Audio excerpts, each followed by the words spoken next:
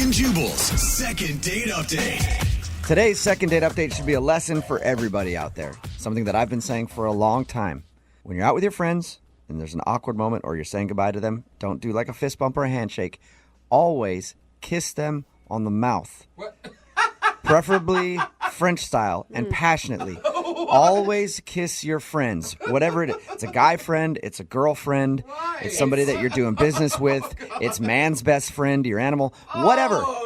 Always kiss your friend, because if you don't, you're going to wind up regretting it at some point. And that's what happened to Mike, who is on the phone to do a second date update right now. He's kicking himself because he didn't make out with his friend like everybody knows he should do. Isn't that right, Mike? Well, kind of. Yeah. Okay, kind of. Well, tell me what happened. Yeah, well, her name's Erin, and we've been friends for years. You know, we've always hung out. There's never been anything more than friends because she's always been dating, and I was dating someone at the time, too, for a while. But, yeah, I mean, I've always found her attractive. You know, I've always played with that idea.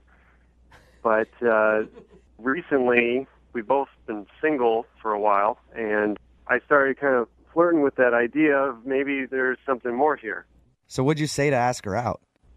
We both weren't doing anything for the weekend. Our other friends had dates and stuff, so I just asked, hey, do you want to hang out, you know, just as friends? And she said yes. Did you have any ulterior motive? Like, were you planning on trying to be romantic with her? I mean, I would be cool if something happened, but I wasn't really expecting anything, you know. Why do you think that she knows that you like her if you asked her to hang out as just friends? Well, once we were on the date, it happened a little differently than I thought it would. Like, she kind of came off a lot more flirty than I expected, and, you know, giving me prolonged eye contact. I know that sounds weird, but, like, more so than I'm used to, you know. I just caught her staring at me a lot, and... Well, that sounds creepy more than anything. Well, it wasn't creepy. So you felt like she was flirting with you? Yeah, like, you know, touching her hair a lot and, you know, laughing with me a lot. You know, the nonverbal things that girls do to show that they're interested in you. I love the nonverbal girls. Did you? That's just a side note. Did you reciprocate any of the flirting? Yeah, I mean, things started getting really flirty between us, which was really cool. We were laughing a lot. We were having a lot of fun. You know, the whole time it felt like we were a couple.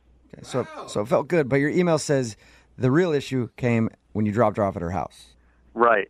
There was a moment right before she went in where she kind of lingered at the door, and I hesitated, and I think she wanted me to kiss her, but I didn't, and, you know, that's how the night ended. We just said goodbye to each other. And that's what I mean by always kiss your friends. Anytime there's some awkward silence, just right on the lips, kiss them. So you could tell that she wanted to kiss you. I think so, if I'm reading the signals right. But, you know, ever since then, I kind of regret that I didn't make a move. Are you scared that maybe you're not reading the signals right? Well, now I don't know. That's why I'm calling, because we've been texting back and forth, and I've been trying to get like a second hangout, you know, a second date with her, and kind of doesn't seem open to that. I mean, she's kind of giving me the runaround. What's she saying to you? Well, the first time I asked if she wanted to hang out, she's like, oh, I don't know, LOL. And then other times she's like, oh, I'm busy, I have work tonight. I don't know, I literally haven't seen her since then. Are you going to be okay? Are you worried he's going to cry? You sound really upset about this. Well, yeah, it's just, you know, I'm just hoping for what I want to hear. I had a girlfriend once call me in the middle of hanging out with one of our mutual friends, and she called me and said, oh my God, I think I'm just accidentally on a date with him. Fast forward 5 years, and they're married with 2 kids. You know, I could see that actually happening to us. You know, we've been friends for so long, and in the end, I could see us working out together. Okay, so basically, we're going to find out if you can date her romantically or you're about to get friend-zoned live on the radio. Yeah, and thanks for putting it that way. No problem. All right, we're going to play a song, come back, Call her and get your second date update, all right? Okay. All right, hold on, man. Brooke and Jubal in the mornings. Second date update. Call now to win a $1,000 cash crate. 1-866-MOVING-92.5. Yo. Moving 92.5. Brooke and Jubal in the mornings. Second date update. All right, if you're just tuning in for the second part of the second date update, Mike is on the phone, and he wants to call his friend Aaron today. They've been friends for a while, ended up hanging out one night, and he felt like things were getting more romantic. There was an awkward moment where he thought that she wanted to get kissed. He didn't take her up on it, and now he feels like that's where he screwed up. Like he should have kissed her, should have seized the moment and taken advantage of that opportunity, but he didn't do it, and now she's like, okay, well, maybe things are weird. Mike, are you ready to give her a call? Yeah, let's do this.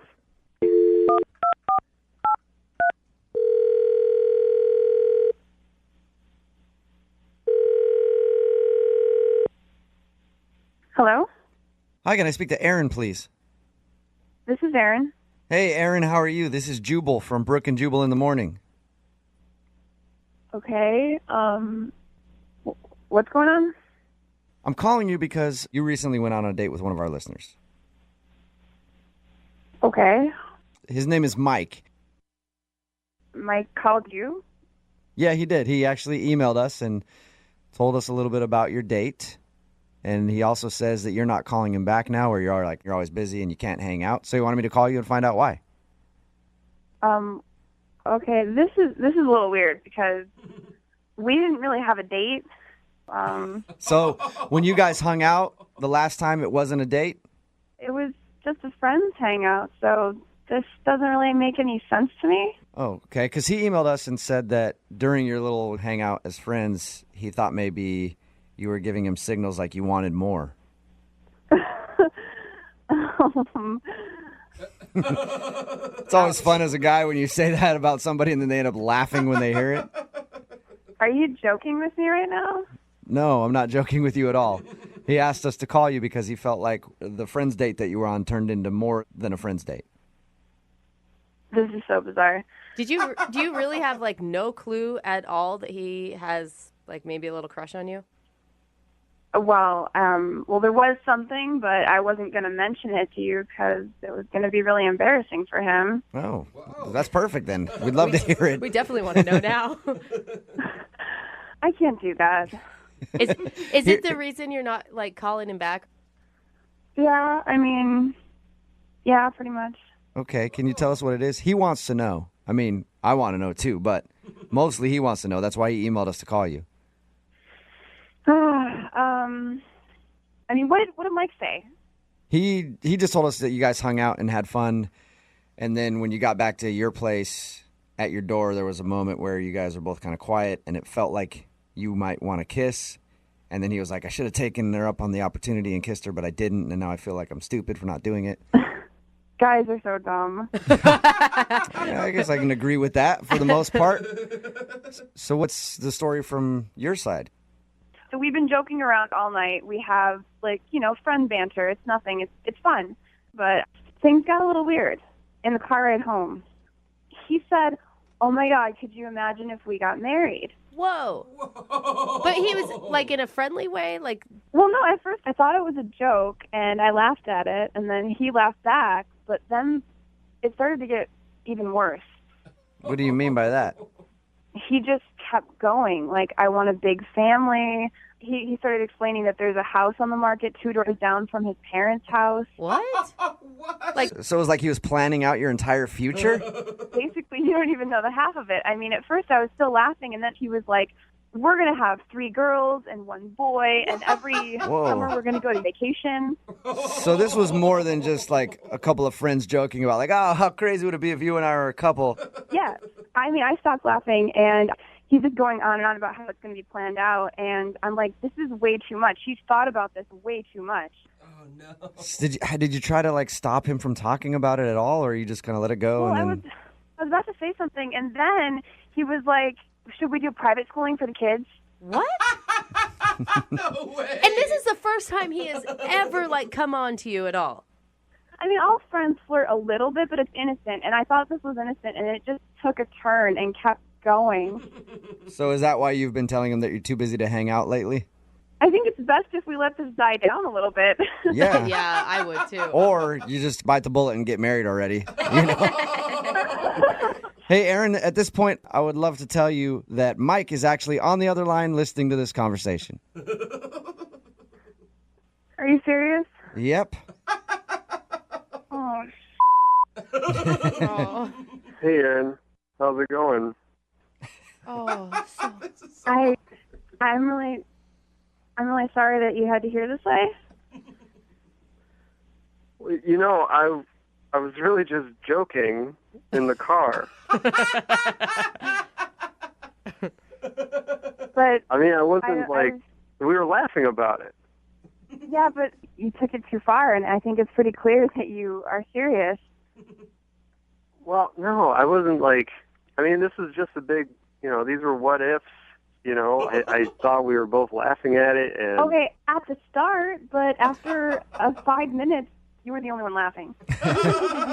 Did you not notice that she had quieted down when you started talking about your family and if the kids should go to private school and everything else, Mike? No, I mean, I thought we were just having a conversation. I don't remember it that way. I thought we were just having a good time on the way home to your house. You asked me what color you wanted our bedroom painted. You went that deep, Mike? Whoa. That one was a joke. That one for sure was a joke. So that one was a joke, but the others weren't a joke, Mike? No, we're both single. We're getting older. I was just, these what ifs. I'm sorry if I went too far, but I really Mike, I was joking. You asked me what kind of diamond cut I wanted on my ring. Oh my gosh. Oh my God, dude. Mike, Did you are really? you Mike, are you having some regret right now about going so fast, so quick with her?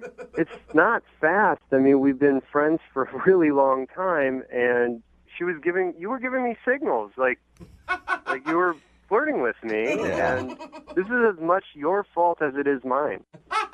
I agree, Mike. Oh my I gosh. agree. Listen, every time I'm talking to a girl about something and then she just gets cold and stops talking to me and is awkward, it's obvious she's flirting with me and she wants me to keep going. She should not have done that to you. Mike, if you were picking up signals, you misinterpreted the signals, I guess.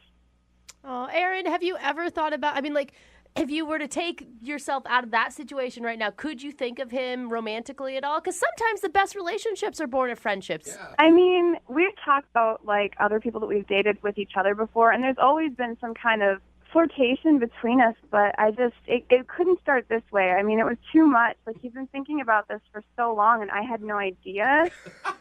I haven't really It's like been I'm not- thinking about this that long. You haven't been thinking about it that long. You asked if your kids should go to private school or not. Mike. That just came out. Yeah. Often that stuff just flies out of our mouth. Hey, Aaron, would you like to go on a second date with Mike? I will pay for it. Do it. Aaron, I am sorry if I went too far and if I offended you, but I mean, obviously I care about you. We've been friends a long time, and I hope you will hang out with me again because we have fun together. And who knows? Maybe we'll laugh about this on our wedding day. Oh. Mike. I'm joking. Oh, okay. Aaron, what do you say? Would you go out with Mike again? Come on, give it one try. It's not going to hurt anything.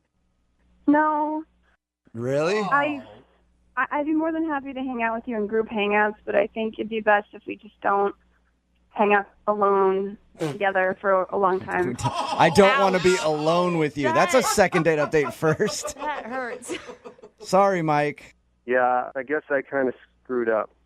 Oh, sad My Mike. parents are going to be disappointed in this. Your parents are? Well, I told them all about the wedding date and all about Aaron, and What?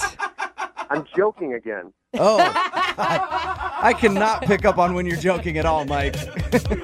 Brooke and Jubal in the morning. Way to break the ice with somebody is to get lubed up together. Whoa. Isn't Okay, that- This is already. Isn't that right, Amy? It is. It is indeed. It is, yeah. Amy got lubed up with the guy that she went out on a date with. His name is Bryce, and I guess they met while they were getting their oil change for their car. Oh, thank God. So did you guys meet like in the waiting room while you're getting your oil changed? Is that what happened?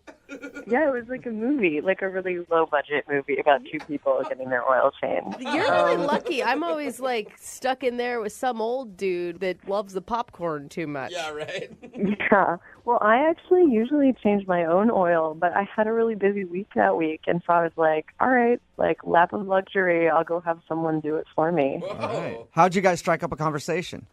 Oh, I kind of like noticed him looking at me, and when you're the only two people in a waiting room, it was like first thing in the morning, so there weren't like a ton of people, and I don't know, it's just like a friendly vibe. So we started talking, and I thought he was really cute and like easygoing, and like the guy like didn't know a lot about cars, but was like he was kind of trying. Like I like cars, my dad taught me about them, and I was kind of like giving him a hard time.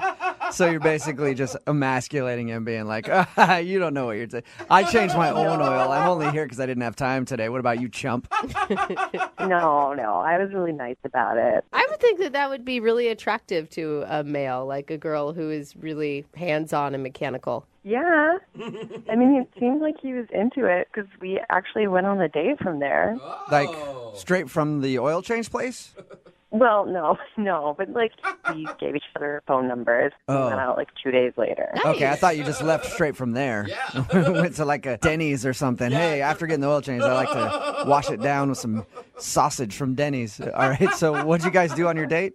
So I have a couple different hobbies, and we were talking on the phone. We weren't sure what to do, so I take this painting class on Thursday nights, and it's really cool. It's like a painting, but also like that night was like stop motion night. I don't know. It's great. So you like do all these drawings where they move incrementally. So at the end you get like a flip book. Cool. It's cool. I know I sound like a dork, but it's cool. And so, I mean, he knew that that's what he was going to. He was excited about going to this class with you? Yeah, I was like, I know this is super nerdy, but it's actually really fun. I would have just gone off board and made like a pervy flip book for you to look at. Yeah, actually, this was pretty good. Really? Okay. All right. So he impressed you with his artistic skills? He did indeed. His sensitivity and his artistic skills. He showed me what he's working on at the end of class, and it was really good for a first-timer. And I thought we were having a fun time. So after the class, I was like, do you want to go get a drink, something really low-key? And he said he had to get up early. And I think I, ribbed him a little bit about that. And I, called him a party pooper or something. How early in the evening was this? It was 9 p.m. It was borderline. So That's pretty late for a weeknight, I feel like. I don't think so. I think 9 p.m. is early for a weeknight. Yeah, because you sleep 2 hours a night. You are Yeah. not one that gets to judge how much sleep people actually need. But we get up to do a morning show. Like if you're getting up at 8, 9 in the morning to go to work, 9 o'clock is not necessary. That's kind of turning in early. I would think. Maybe not. no judgment, first date. It's okay. Yeah. I'm, boundaries. I'm a modern girl. So how did you guys end things? Did he make any plans with you to see you in the future? We talked about it. He walked me in my car and we had a quick kiss, and he said he would call me, and he hasn't. And it's been a couple weeks, and I reached out to him once, and then I just left it alone because I didn't want to overdo it. Why do you think he's not calling you back? I wondered if either maybe I ribbed him too much, or I don't know. Some guys, they don't like women who are on top of their game. I have hobbies, I have a life, I change my own oil. Yeah. I've always been unattracted to girls with hobbies and lives because they want you to be involved in their stuff, and then it's oh, God, I only want to worry about myself, So I can understand that. No, come on. I mean, if that was the case, you wouldn't want to go out with him again. No, and I don't think that's the case. And I just really liked him, and I thought maybe it's a little weird to have a radio station call somebody, but you guys are so cool, and I listen all the time, and I just thought, hey, it's worth it. If it doesn't work out, that's okay. But I am curious. Well, we'll play a song, come back, call him, and get your second date update, all right?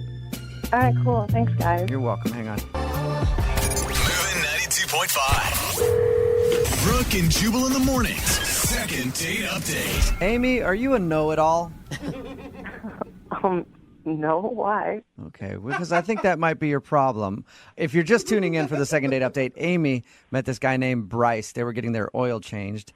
And she pointed out when we were talking to her about that she normally likes to change her own oil. Mm-hmm. And then the two of them went out to like a painting thing that they were doing at a bar. And then she talked about his art and said, he actually did a really good job. Are you a one-upper, Amy?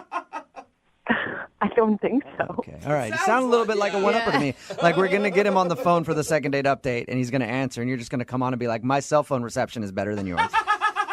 No. You're not going to do that, are you? No, I promise I won't do that. Okay. You're kind of self-conscious, though, thinking about how your date went now, aren't you? Right? Yeah, you guys, I'm freaking out. Again, Amy went out with this dude. He hasn't called her in a couple weeks. She's tried reaching out to him, and he hasn't responded at all. So we're about to get him on the phone and find out why. Is there anything else going through your mind that could be a possible reason why he's not calling you back? No, I'm really nervous now, though. Yeah, well, I'm more nervous than you are. Oh, you're one-upping her. I see what you're doing. All right, I'm going to That dial was a one-upper. I'm going to dial this phone number right now, okay? Okay. Here we go.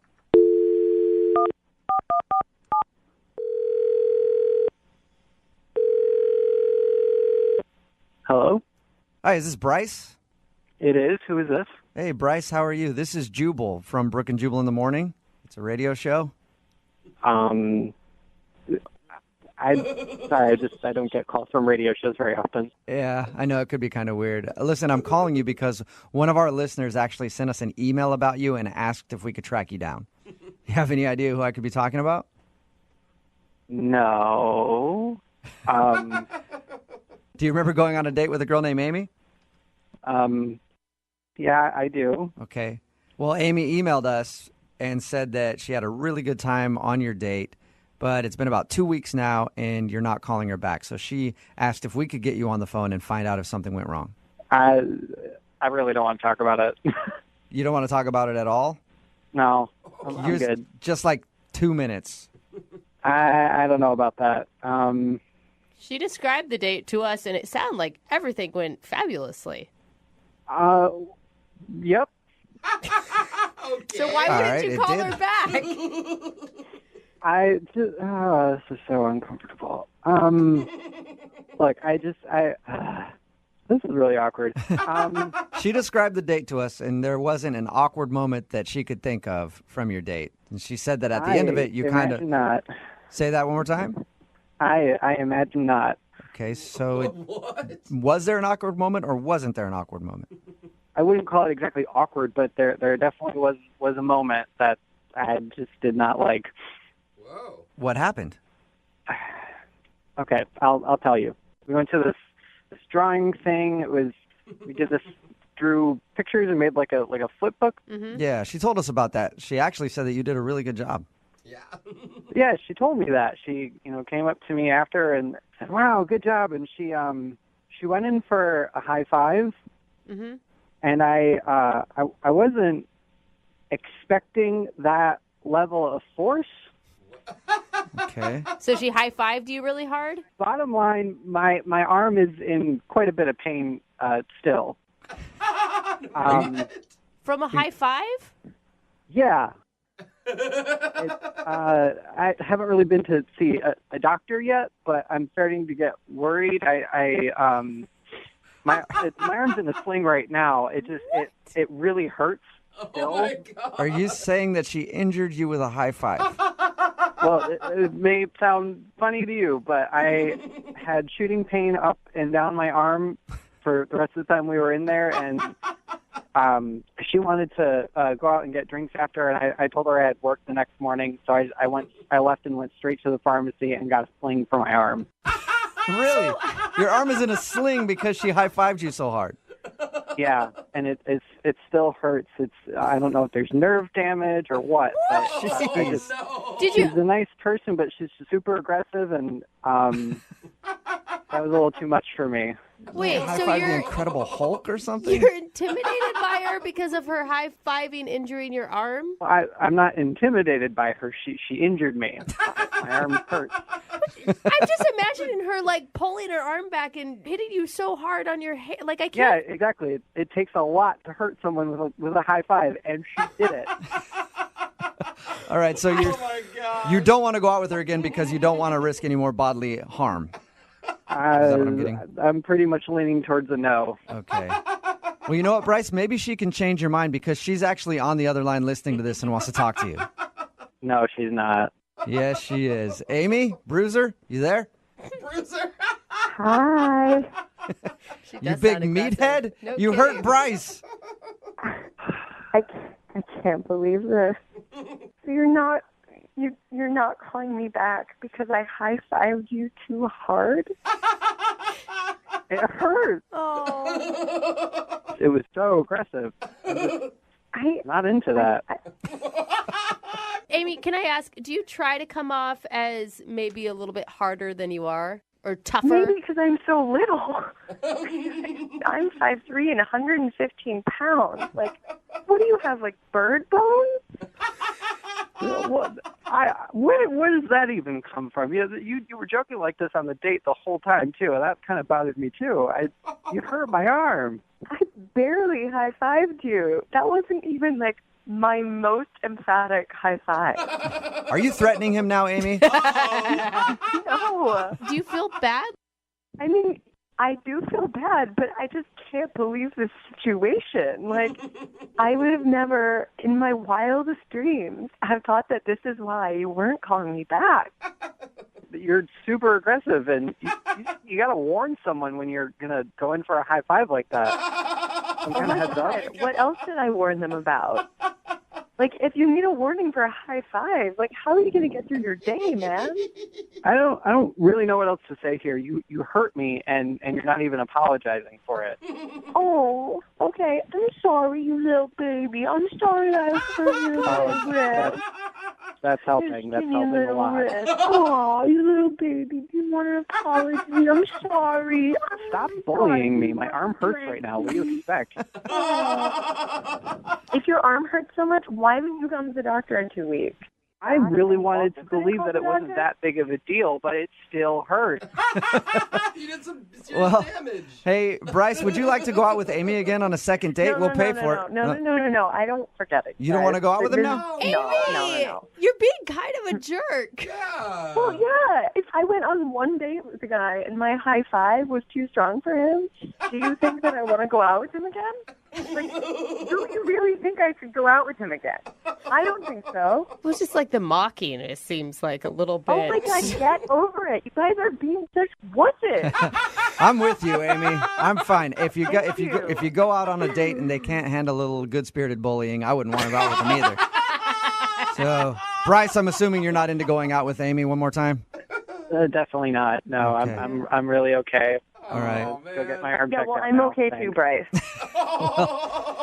Bryce, thank you for your time. I appreciate it. You go put some ice on that arm, okay? Will do. Amy, thank you for your email. I'm sorry you didn't get a second date. Oh, I'm not. I'm just looking for a real man. So if one wanders into the radio station, call me. All right. Well, Amy, I will find you a guy who loves a little physical abuse. All right? There are some out there for sure. Gosh, that's messed up. Brooke and Jubal in the morning. Text in at 78592 that says, hook me up with Amy. I can take a high five. It's Brooke and Jubal in the morning talking about today's second date update.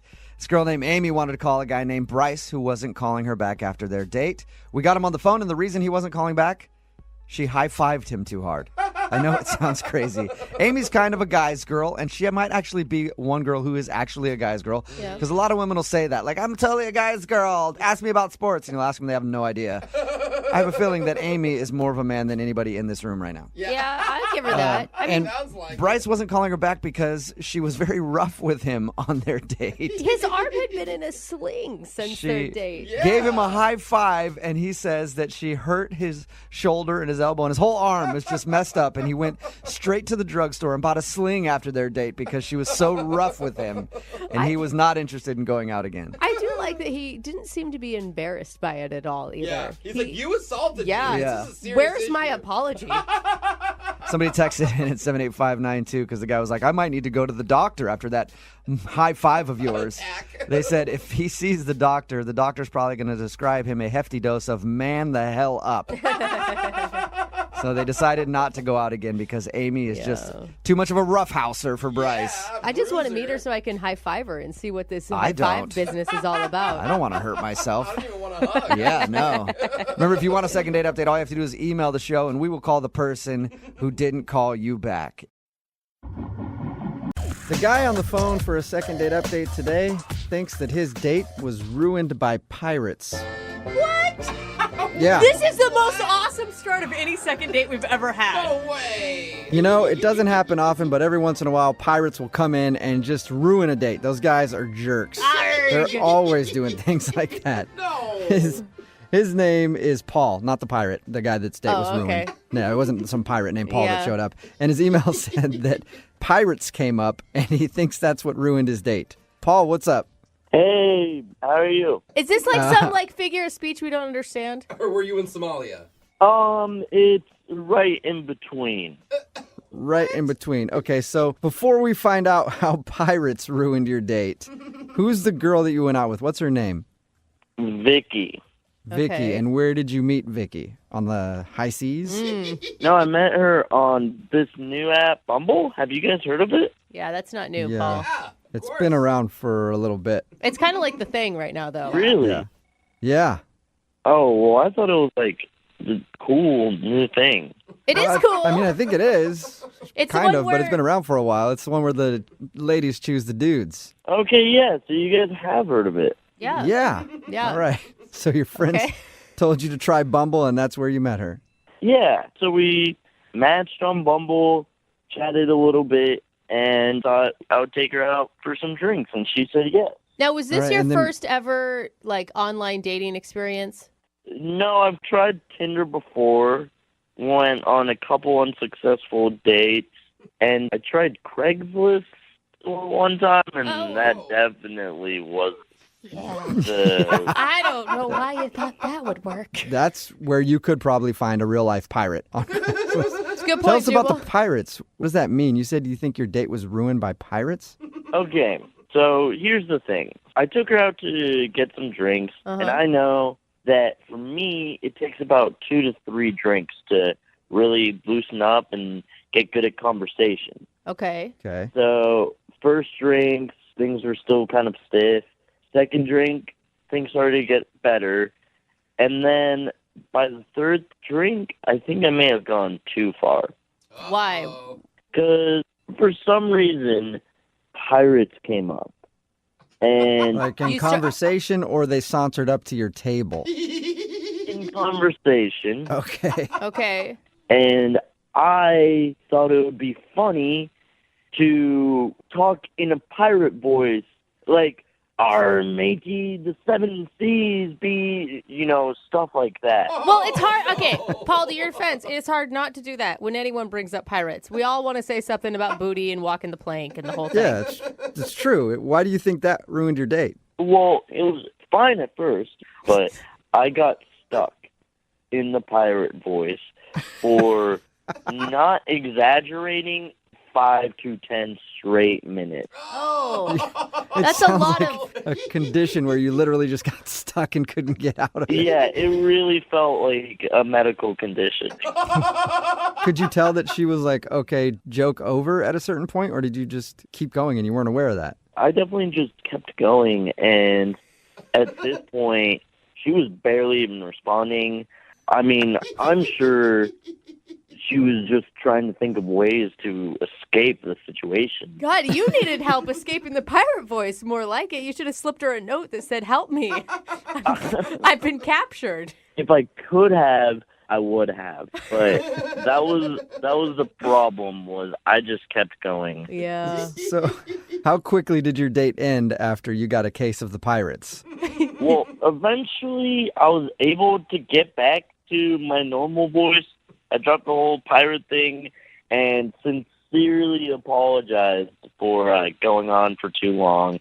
She, accepted my apology, and we moved on and had a pretty good conversation after that. She didn't bolt right after the pirate, so No, that's a good she sign. didn't bolt. Maybe just out of courtesy, so it wouldn't be very obvious. So, how did everything end with her then? So I things were wrapping up, and she said she needed to get out of here, and she said that her friend was coming to pick her up. So I waited, and I didn't want to, try to kiss her in front of her friend and after everything. So Yeah, well, that's not a pirate move. A pirate would have grabbed her right in front of her friend and made out with her. Well, the thing is, I'm not actually a pirate. If I was, I probably would have definitely gotten a second date. It all makes more sense now that he established that. And you've heard nothing back from her at all? No. Okay. Well, we'll play a song, come back, call her, and get your second date update if you ask for your second date update in a pirate voice. Oh, gosh. Let's hear it, Paul. Arr, give me a second date update, matey. Oh, my God. All right, well, perfect. We'll do it right after this. Moving 92.5. Brooke and Jubal in the mornings. Second date update. I told myself I wouldn't do it, but fortunately, I can't help it. Arrgh. Welcome back to ye second date update, where Pirate Paul is on the phone. Will he be getting a date or walking the plank? Arg. All right, got it out of my system. You know that everyone in the car right now just did the same arg. I know, they did. It's so hard not to. Right in the middle of a second date update, and Paul is on the phone. The reason for the pirate theme is because Paul thinks that his pirate impersonation killed his chances at a second date. He went out with a girl named Vicky, who he met on Bumble. They were hanging out, and then they got on the subject of pirates, and then he started talking like a pirate, and then, to use his words, got stuck in pirate mode and couldn't stop, and went on for like 10 minutes, and he feels like that joke just went way too far, and she might think he's kind of a weirdo. You ready to go, Paul? Ready to call her? Yeah, absolutely. Let's go. And you're sure you can stay away from Pirate Paul, right? I'm trying to stay out of the pirate voice. Okay. Just don't call Right, her a now- wench, okay? Yeah. Well, if I enter pirate mode, who knows what will happen? Yeah. You're not in control at that point. All right. I'm going to dial her phone number right now and see if we can figure out why she's not calling you back, okay? Okay. Okay.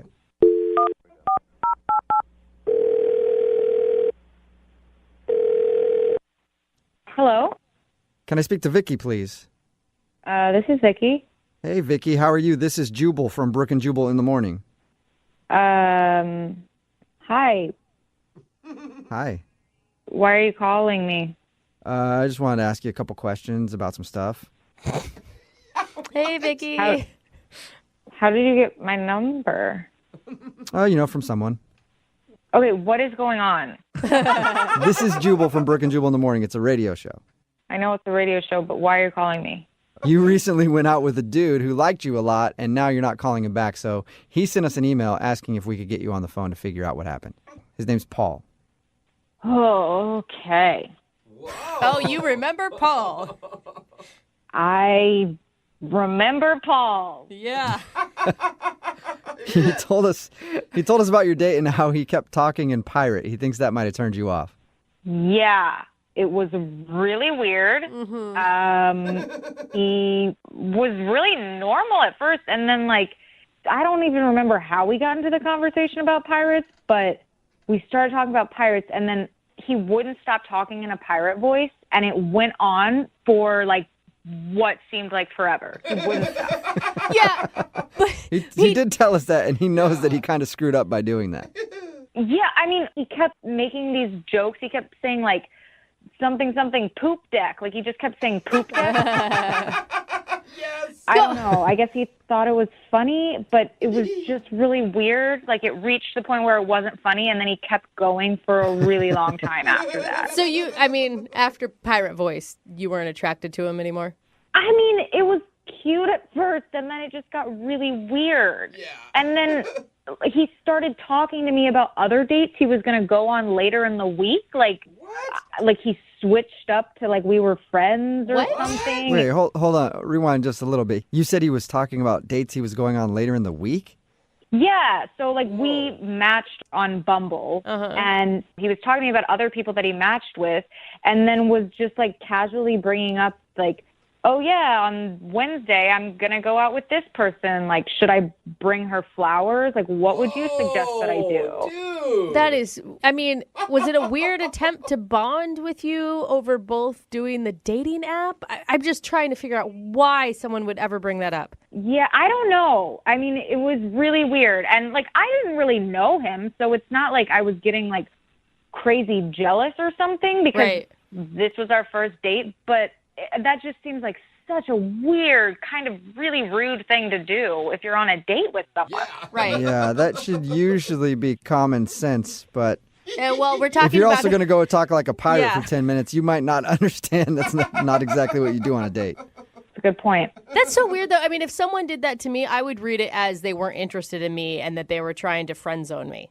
Right, which, had he not done the pirate voice, maybe I would have immediately gone to that assumption. But I think I just felt like he didn't understand how dates are supposed to go. I think you are astute. How did you react, by the way, when he was telling you about these other girls? So I told him my opinion on whatever he brought up. Like, yeah, sure, I'm sure she'd like it if you brought her some daisies. I don't know. You gave him solid dating advice. Yeah. I guess, sure. Yeah. I mean, now I'm like, I probably should have just told him off. Well, you know, you can tell him off because he's on the other line listening and wants to talk to you. He's what? He's listening to this conversation and wants to talk to you. Hey, Vicky. Oh, my God. What? Why? What is wrong with you? Why would you do this? I just wanted to see what's up and thought that this would be a funny way to get your attention. Funny way. Hi. Did you think that talking about other girls on our date was going to get my attention? Well, we've only been on one date, so why is it a problem if I brought up other girls? What? No, Paul, Dude, no. It's still a date. Why Yeah, would it's- you? No matter what, it doesn't matter how long, you're still going on a date with somebody. You don't bring up other dates usually. I don't know. It kind of sounds like she's a little bit jealous. What are you talking about, Paul? Have you lost your mind? Dude. It's not like we're exclusive or anything. I'm allowed to see other people, and you should be okay with that. Yeah, Paul, that's fine. That's what dating is. But I feel like it's kind of an unsaid rule that you don't ask the other people you're dating about advice for other dates. Right? It's just a question. You don't need to be, like, scared of a question. I'm not scared of a question. I don't Oh, freaking sorry, care jealous. if you're dating other people. That's fine, but I don't want to give you advice about it. Like, that just makes me feel like I'm completely not important. I don't know. You know, your tone and everything, you sound a little bit jealous. Paul, I'm not jealous. I just think it's friggin' insane that you would bring up other girls while you're on a date with me. Like, why are you asking me for dating advice? Don't you have friends to help you with that? Like, what? Who would be a better person to ask for dating advice than the person I'm currently on a date with? That's in a weird way, Paul. That's a good point, but no, you're not supposed to do that. No, you're not supposed to do that. Why else would you care? Oh, my God. I don't care, Paul. I just don't want to go on any more dates with you because this is not how I want to date somebody. I don't want to give you advice on other people. Well, maybe if you continued dating me, you'd be the only person I went on dates with, and that'd be pretty cool. Oh, work your way up. Really, out of all the girls, I like you the best. Wow. I am so flattered. Thank you. I feel really special. You're welcome. Oh, my God. Honestly, Paul, just go have fun with the billion other dates you have this week. I really don't care. It's not a billion. It's 3. Well, still don't get it. Hey, Vicky, would you like to be date number 4 this week and go out with Paul one more time? We'll pay for it. No, 1,000% no. I'll go on a date with myself. Yeah, it's really shocking. Come on, Vicky. We had so much fun. Did we? For maybe the first 3 minutes. And not even to mention the freaking talking like a pirate for 10 minutes like you were frozen there. I was stuck. I couldn't help myself. He was stuck. He was stuck in pirate, Vicky. Come on, one more date. You don't blame him. No. Are you sure you won't go out with me? Yes. No, Paul, I'm not going to go out with you, matey, because you're weird. Come on. Brooke and Jubal in the morning. Text in at 78592. It says, it sounds like the guy in today's second date update has never been out with anybody in his life before. And yeah, it did kind of sound like that. If you missed today's second date update, this dude named Paul wanted to call Vicky.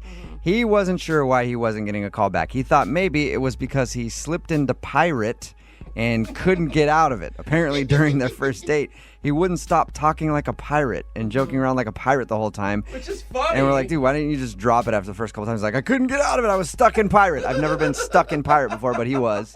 And when we got her on the phone and found out the reason, it's One is because of the pirate, for sure. Yeah. That was weird to her.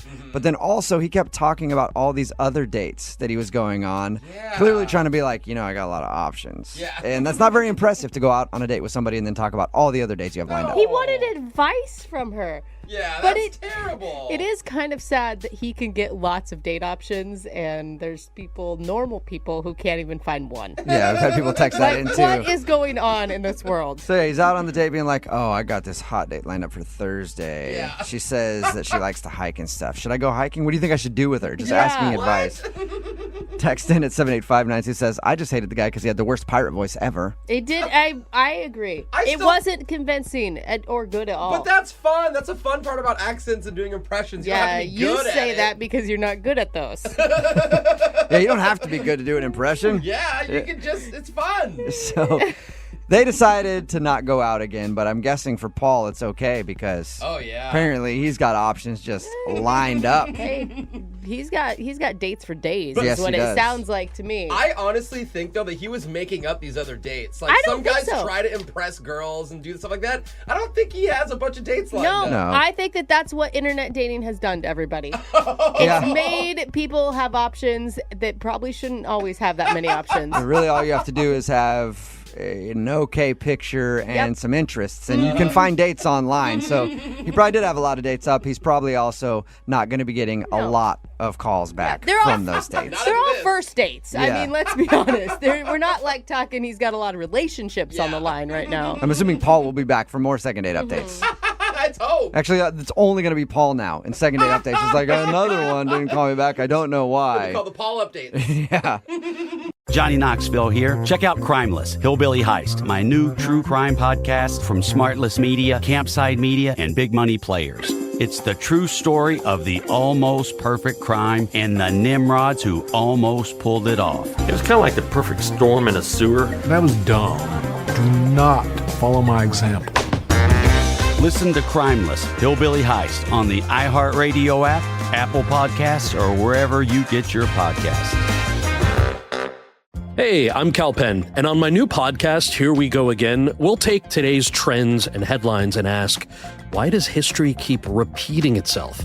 Each week, I'm calling up my friends like Bill Nye, Lily Singh, and Pete Buttigieg to talk about everything from the space race to movie remakes to psychedelics. Put another way, are you high?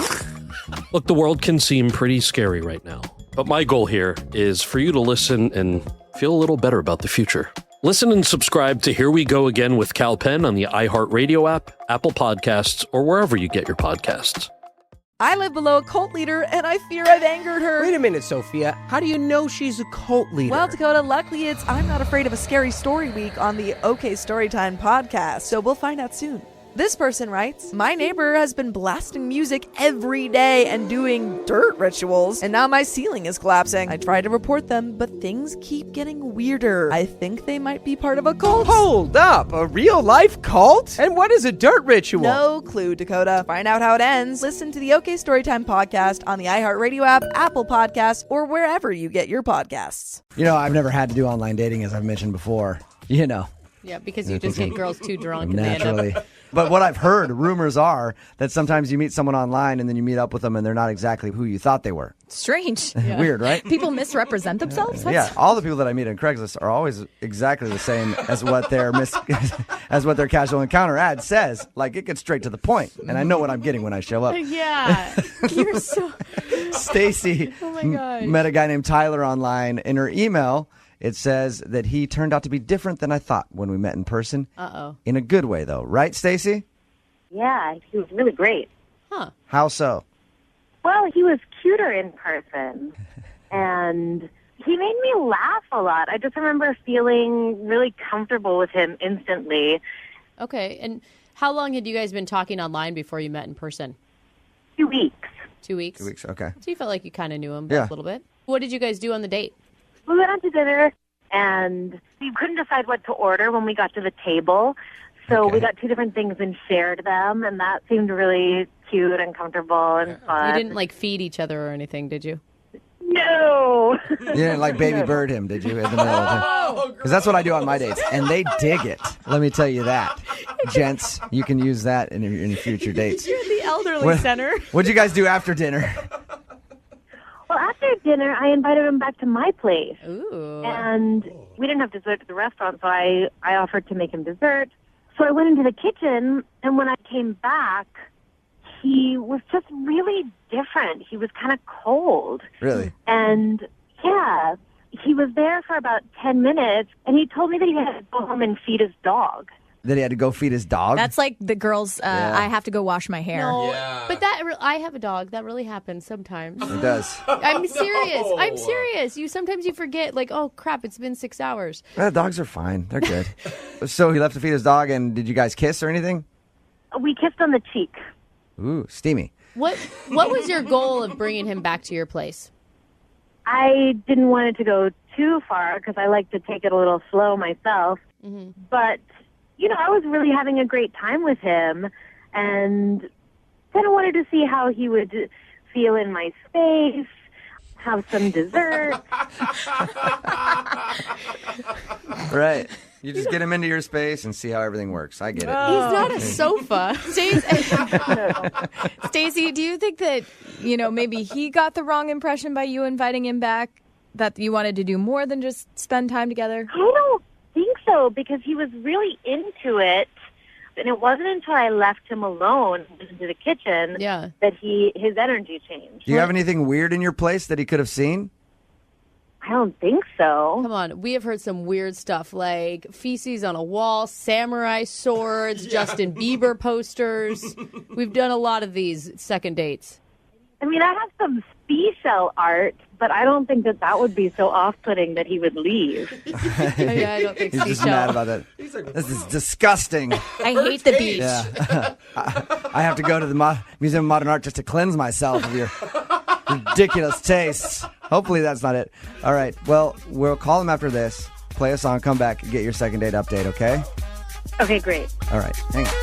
Moving 92.5. Brooke and Jubal in the mornings. Second date update.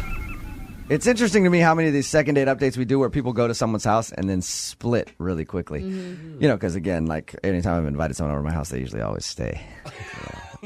Again, because they're blacked out and can't go anywhere. Or they're tied up. It's your second date update. Yeah, that too. Yeah.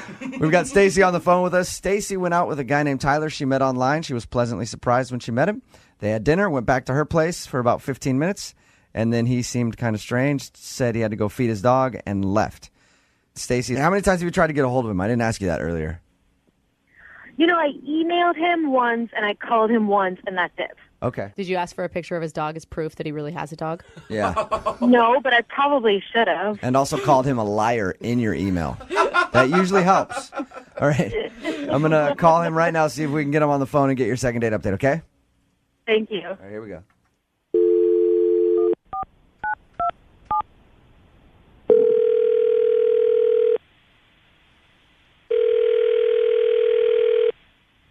Hello? Hi, can I speak to Tyler, please? Yeah, this is Tim. Hey, dude, how are you? This is Jubal from Brooke and Jubal in the morning. I'm moving 92.5. Hey. What's up? What's going on? Not much. How you doing? Good. Big fan of your show. Why Thanks, are you dude. calling? You recently went out on a date with a friend of mine. Her name's Stacy. Uh-huh. She said you guys had a really good time, but you're not calling her back. Pretty much, I just wanted to call and ask why. Yes. You remember you met her online? I mean, she's cute. She's a cute girl, but she just wasn't what I was expecting. Did she not look like her picture? No, yeah. You sounded a little hesitant there. It's complicated. Is that what it is? Did she not look like her picture? Where her picture's like, I don't know, some people take pictures really close and they don't want to show their whole body. Or use ones from like 4 years ago. She's smoking in the picture. She looks awesome. And then we go to dinner, and I don't know how to say this. Her boobs were weird. What do you mean her boobs were weird? What? She had one really big boob. She had like a bad boob job? And I know women in general, there's like a boob that's bigger. I know that, but this boob was there was considerable difference. Were you? Like you're talking like A cup to C cup, like A cup on one side. I don't know. It was like A cup to droopy B cup. Okay, you guys, come on. She had a lazy boob. I just like that Brooke and I were confused by this, and then immediately both the men in the room understood, and they were like, "Oh yeah, okay." One of those. We've encountered one better than the other. Come on. Why would you go back to somebody's house? Like, what? You're not attracted to one lazy boob? Big deal. I went back to her place because I will be completely honest with you. I was quite intrigued. I kind of wanted to know what that boob looked like. She was really into me, and I thought maybe I could see the boob. You wanted to see her. You want to see her boobs non-sexually. Nice. I wanted to see the boob. So why did you leave after 10 minutes? Oh, my God. Well, now here's the thing.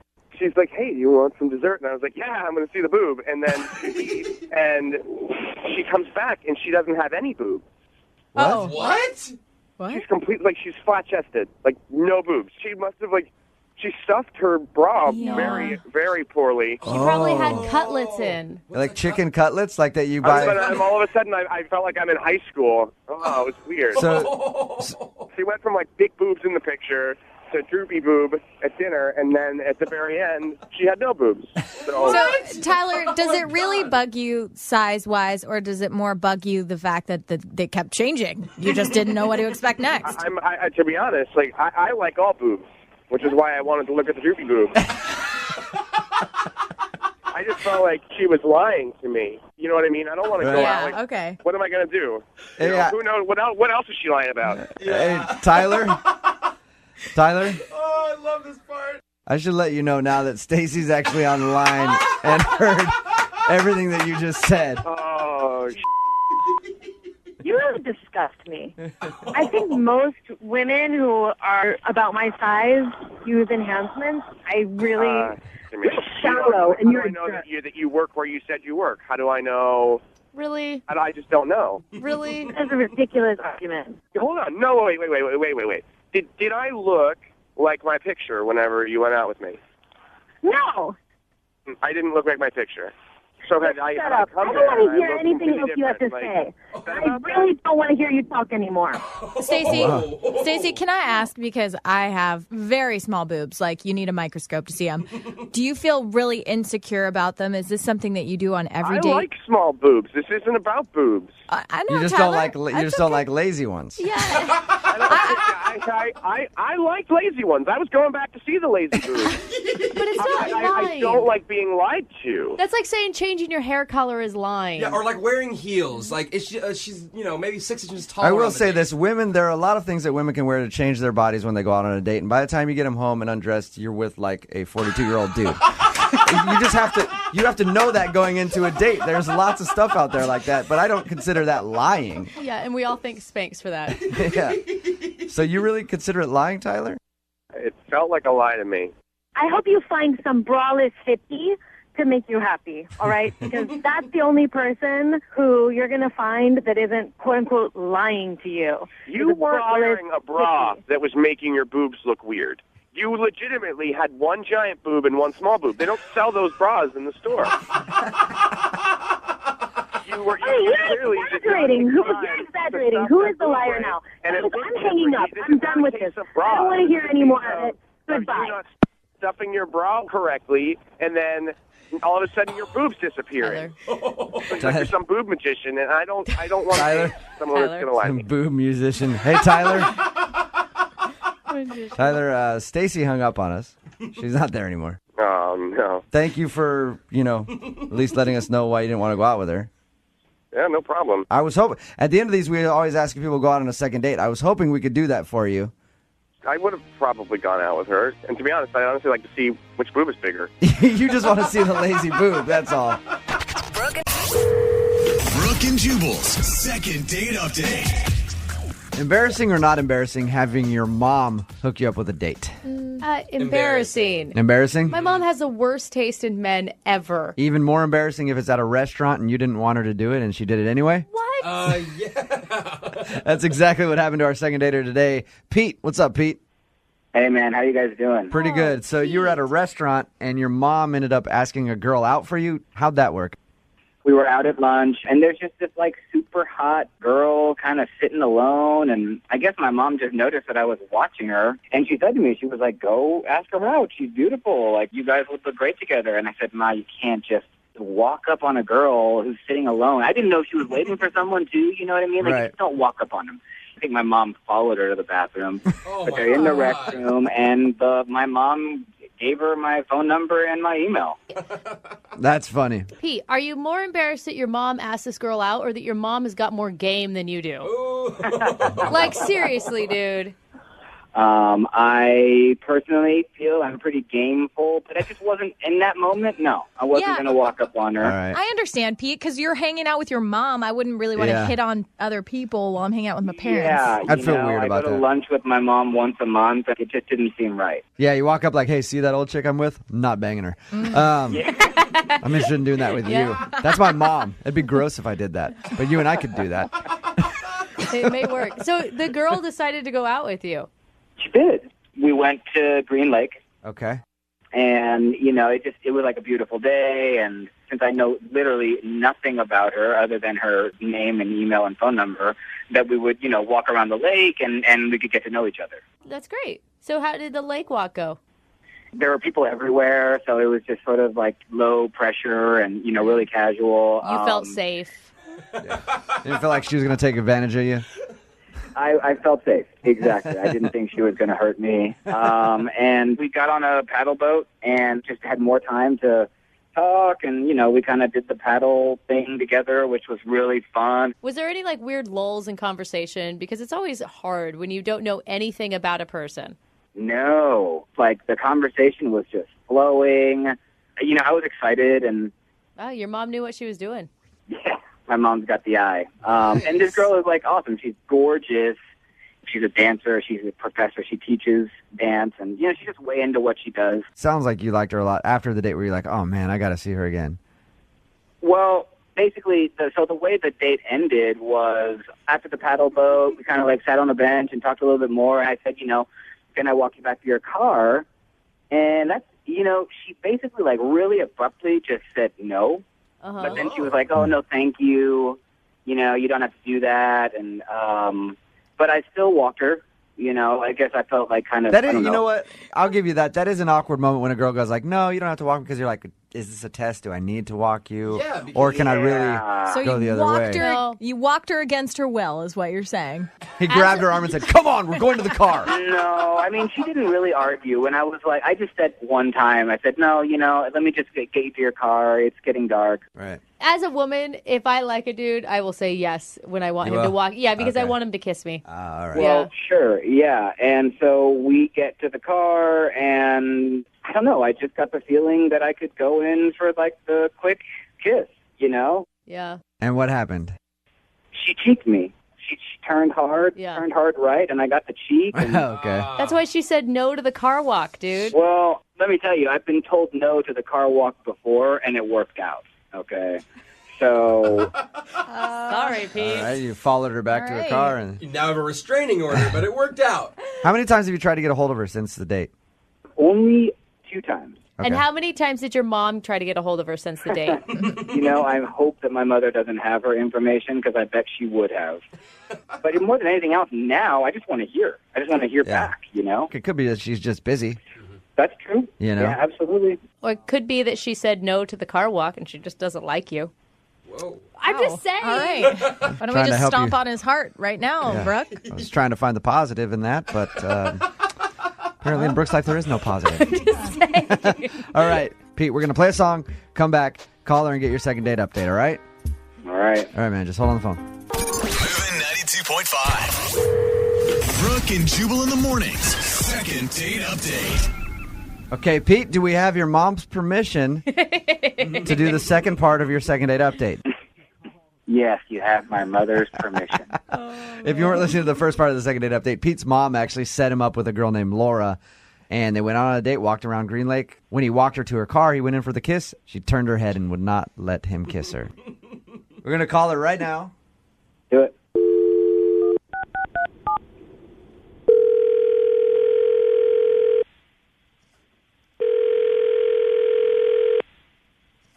Hello, Hi, can I speak to Laura? this is Laura. Hey, how are you? This is Jubal from Brooke and Jubal in the morning. I'm moving 92.5. Hi. What's going on? Nothing. Just getting ready for work. What Nice. is this about? How you been? I haven't talked to you ever. Yeah, I know. It's been a while. Any idea why I might be calling you? No, I don't. Well, somebody emailed us because they went on a date with you and they want to know why you're not calling them back. Okay. You remember going on a date with a guy named Pete? Yeah, I do. I remember Pete. Okay. You guys walked around Green Lake and had a good time. Pete really liked you and he wants to take you on a second date, but you're not returning his phone calls or anything else. Is there any reason why? Oh my gosh. Well, yeah, there is. So he called you guys about our date. Yeah, he emailed us and asked us to give you a call. Okay. Well, I really don't want to talk to him. Okay. But I mean, he's the one that emailed us, so he's willing to learn whatever your answer is. well, first of all, I met him at a restaurant, and his mom's kind of the one that hooked us up, which I thought was a little weird, but kind of cute. I don't know if he told you guys that. Yeah. But I decided to give him a chance, and I went out with him, and this guy had the worst breath I've ever smelled in my entire life. Really? I mean, bad. Like, if someone drank 3 gallons of raw sewage, that's what his breath smelled like. And it smelled like a mouse had crawled into his mouth and died. Like, it was so Okay. Can I say something here? Can I defend myself here?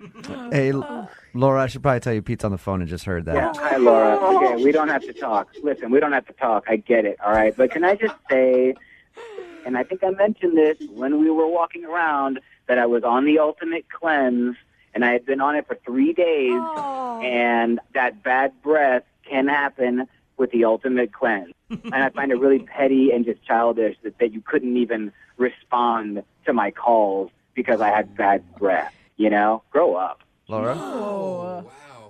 I'm sorry, it wasn't just bad breath, Pete. It was horrendous, horrific. Like, I'm surprised you couldn't smell it. And you know what? Honestly, if I was going on a first date with someone and my breath was so rank and disgusting, I would probably realize that person wasn't going to go out with me again, and I would probably postpone it. So I don't think it's that childish. Like, grooming and, taking care of yourself, your mouth especially, is pretty important. It's actually on a high on my list of priorities and things I look for. Believe me, it is for me as well. Okay, I'm a 2-time-a-day flosser and 2-time-a-day brusher, and I just was in the middle of a heavy detox. And you could probably do you some good to do a little detoxing yourself. Oh, jeez. So, Pete, you're awful defensive. Did you realize how bad your breath was when you were leaving your house? I mean, I've done a few different cleanses before. I know what can happen everywhere. It's not just your breath. Okay. Things come out of all kinds of parts of your body. That's too much. Laura, I want to know, because your whole date was just talking. Yeah, they walked around Green. You guys just walked around Green Lake and talked, huh? And then you got on a paddle boat with the dude. I would try to hold my breath for the time that he would talk, but I don't know if you've noticed, he talks a lot. I would say he probably talked 75, 80% of the whole time we were together with this stank, rank breath. Okay. You know what, guys? I'm not going to stay on the phone and get insulted. You have a great show. I appreciate it, Laura. Best of luck. Goodbye. Whoa. Pete. Okay, Pete's gone. Someone's panties are in You know a what? That's wad. fine. I could smell him through the phone anyway. Gross. Dude, his mom is totally going to call us later. I'm going to be really upset with us. Hey, Laura. Yeah. Thanks for your time. I appreciate it. Pete's gone now. Yeah, I mean, I wouldn't have blown him up like that about his breast, but he's the one that called you guys. You sure you don't want me to call Pete back? Get him on the phone, see if I can send you two crazy kids out on another date? I'm quite sure. I don't think you guys realized, like, just how bad it was. I mean, my eyes were watering every time I had to smell this guy's breath. It was so bad. He probably just thought he said something really touching. Yeah. I'm making her cry. This day's going great. Brooke and Jubal in the morning. Brooke and Jubal's second date update. Now gather round, boys and girls. It's time for your second date update. And today we have quite a doozy of a story. Young couple went out and had a date on the farm. Now, unfortunately, she's not getting a call back. Where did her beau skedaddle to? Well, you'll find out right now in a brand new second date update. Man, those skedaddling bows, I hate that. Marissa is on the phone to do a second date update today, and that's what her email said. She said she had her first date on a farm. I'm interested to find out how that went. Marissa, what's up? How are you? I'm doing good. How are you guys? Good. Or should I say howdy? Yeehaw. Oh, I like that. Whatever you need me to do to make you feel comfortable. Thank you for doing the second date update today. So what's the name of the guy that you want to call? Keith is his name. How did you end up going to a farm? Your email wasn't really clear on that. It just said that you guys spent your date at a farm. Right. So, backstory, I actually work on a farm. Oh, cool. What do you do? I'm a farmhand, just whatever we need to do, planting, weeding, working with the goats, feeding them, all that. Yeah. Wow. So that's what a farmhand does. Yeah. I've had no idea. Interesting. Learned something new. Yeah, we're more or less a jack of all trades. Okay. Cool. I mean, I assume you took him to the farm that you work on. Yes. How did you meet him? So I was visiting the city. I was visiting one of my really good friends from school. We just got together and were hanging out at a bar, and she had a bunch of friends coming down, and he was one of those friends. All right, so this guy came along in the group of friends that you were hanging out with. How'd you eventually decide to go on a date? So when he initially walked in and met him, I thought he was cute. So we started talking, and we talked a lot throughout the night. And one of the topics that came up was what I do, which is working on a farm. He was really surprised when I first told him that. And he just kept coming back to it throughout the night, like asking me questions about what I do and how I got into it and just all these different things. Well, I could see that. It's a pretty interesting job. I've never met a farmhand. Really? Mm-mm, never. Wow. You guys sure are city slickers. That's huh? why I said, like I said, I've only lived in cities my whole life. I've never been out on farms or anything. Do you think he was using it as a way to get to know you, or do you think that he was more interested in the farm than you? I thought he was very interested in me because we had other conversations about other stuff, I don't know, maybe he was competitive because I said to him, come out and see if you can handle it. So I did kind of goad him a little bit, but he seemed excited. Mm-hmm. So he came out and we spent the whole day building a goat pen. That's awesome. A goat pen. I think that's a really cool way to, one, get to know somebody and really know their personality. How did it go? He was a trooper. He definitely struggled a little bit. I think it was tiring for him. But was he a dude with know-how? Or did you have to instruct him the whole time? No, he definitely needed the instruction. But he picked stuff up quickly. But, Okay. you're not used to using muscles like that. You get tired. If it would have been me, I'd have been like, you want me to now what into what? No. It's so dirty in here. Did you see the shoes I wore for Can this we just date? go inside and watch some Netflix or something? Yeah, no, he did show up in Converse, but that was all right. So, I mean, you think he had a positive experience and he wasn't emasculated by having to listen to a lady tell him what to do on a farm, right? No, he was totally cool with that. There was one slightly embarrassing moment that happened. After we were finished and we got all the goats in there, we were putting down hay for them and he was bending over and one of the goats jumped on, kind of mounted him and started humping him. So he got humped by a goat in the goat pen. I was going to ask if he got any action on this date, but I guess you just answered my question. Well, he did. Actually, what was even funnier was that he didn't quite get it. He thought the goat just really liked him. He's like, "Oh, look, the goat really likes me," and then I kind of had to pull the goat off of him. Really like Yeah, it likes you. Then he realized what was really going on at that point. The goat likes you a little too much. Get the goat off of your back. So how did everything end with him? It was an awesome night. So we, had a bonfire outside, drank whiskey, hung out. He was a gentleman. He wanted to stay the night, but he slept on the couch in the living room. Wow. It's easier to sneak out and get back to that goat pen. That's why. Oh, God, I didn't even think of that. Yeah. No wonder he's not calling you back. Was he? Oh, wow. Did you guys hang out in the morning too?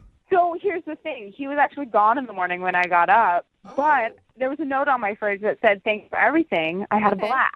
Like, if he left a note, that's still a good sign, right? That's what I thought. So I texted him a handful of times, gave him a call, have not heard back. God, it sounds like such a fun day, too, and like a romantic end to the whole thing. Did you guys ever kiss when you were around the bonfire?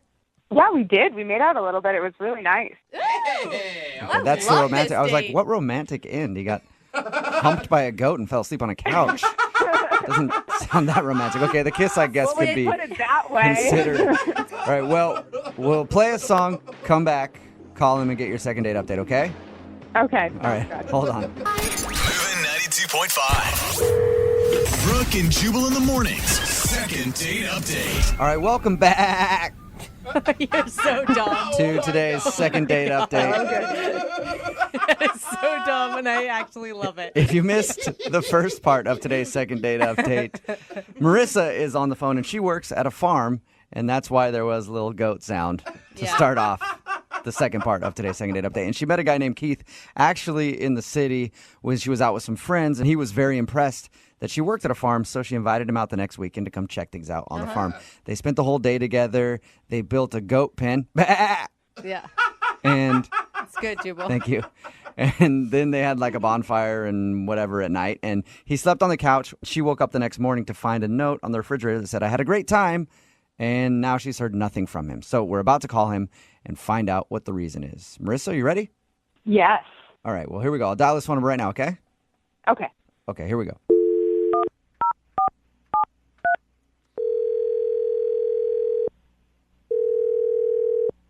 Hello? Hello?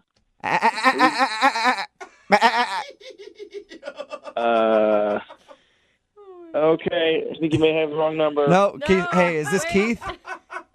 What? Yes. Keith, how are you? This is Jubal from Brooke and Jubal in the Morning. What? Yeah, he's This is Jubal from Brooke and Jubal in the Morning. It's a radio show. A radio show? Yeah, that wasn't a goat who called you. That was me making a goat sound. I bet he was confused. Okay. I wanted to ask you a few questions about a mutual friend that we have. My mutual friend? Yeah. I don't think I have any friends in radio. No, she's not in radio. Her name is Marissa, and you sort of went on a date with her. You want to... What now? I wanted to see if you could tell us a little bit about your date with Marissa, because she emailed us and says that since you guys spent an afternoon hanging out at her farm, she hasn't heard from you, and she really thought you guys had a good connection and wanted to go out again. She said all that, did she?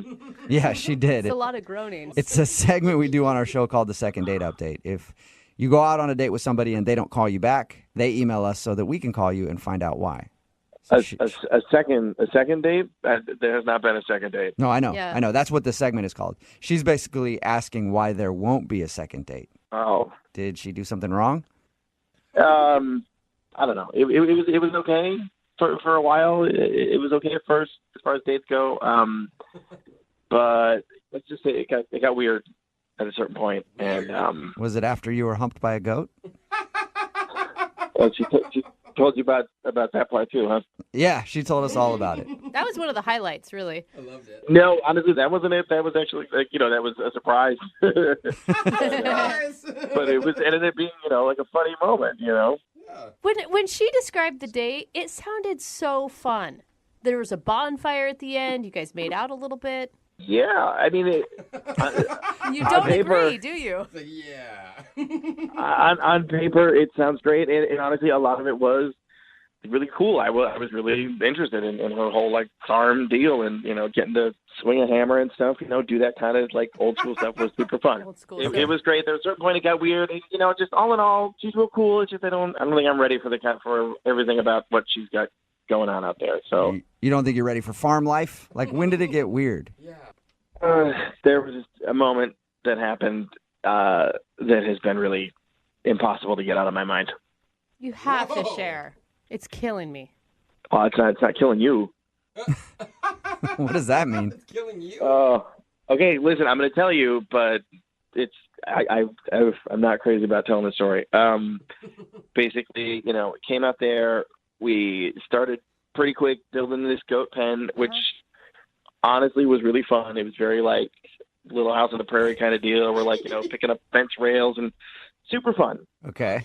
After a while, Marissa asked me, are you getting hungry? And I'm like, yeah, I'm really working up an appetite. This is great. She's like, cool, I'll go get some food. And she walks straight over to the chicken coop. And I hear like, a little commotion in the chicken coop. She comes walking out. She's got a chicken. And she's like, sort of walking towards the house. And I'm just watching her go, as you do when there's a girl. She's walking away. Yeah, you always watch, for sure. And as she's walking away, casual as anything, she just crack snaps the neck of the chicken. Oh my God! Wait, why? So you watched her murder a chicken?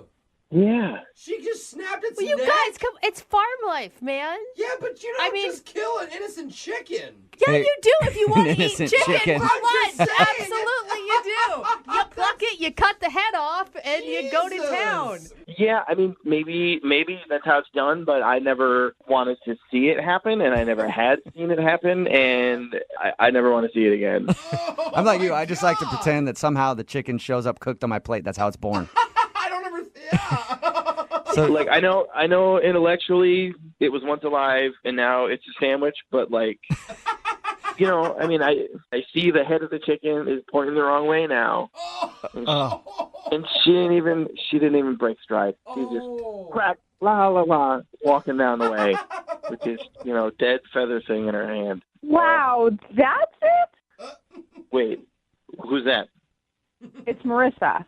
Yeah, Keith. I should have told you Marissa is actually on the other line listening and wants to talk to you. Well, you did not say she was on the phone right now, dude. I know. Slipped my mind. I'm sorry about that. I completely forgot. But now maybe you guys can talk it out a little bit. I don't know.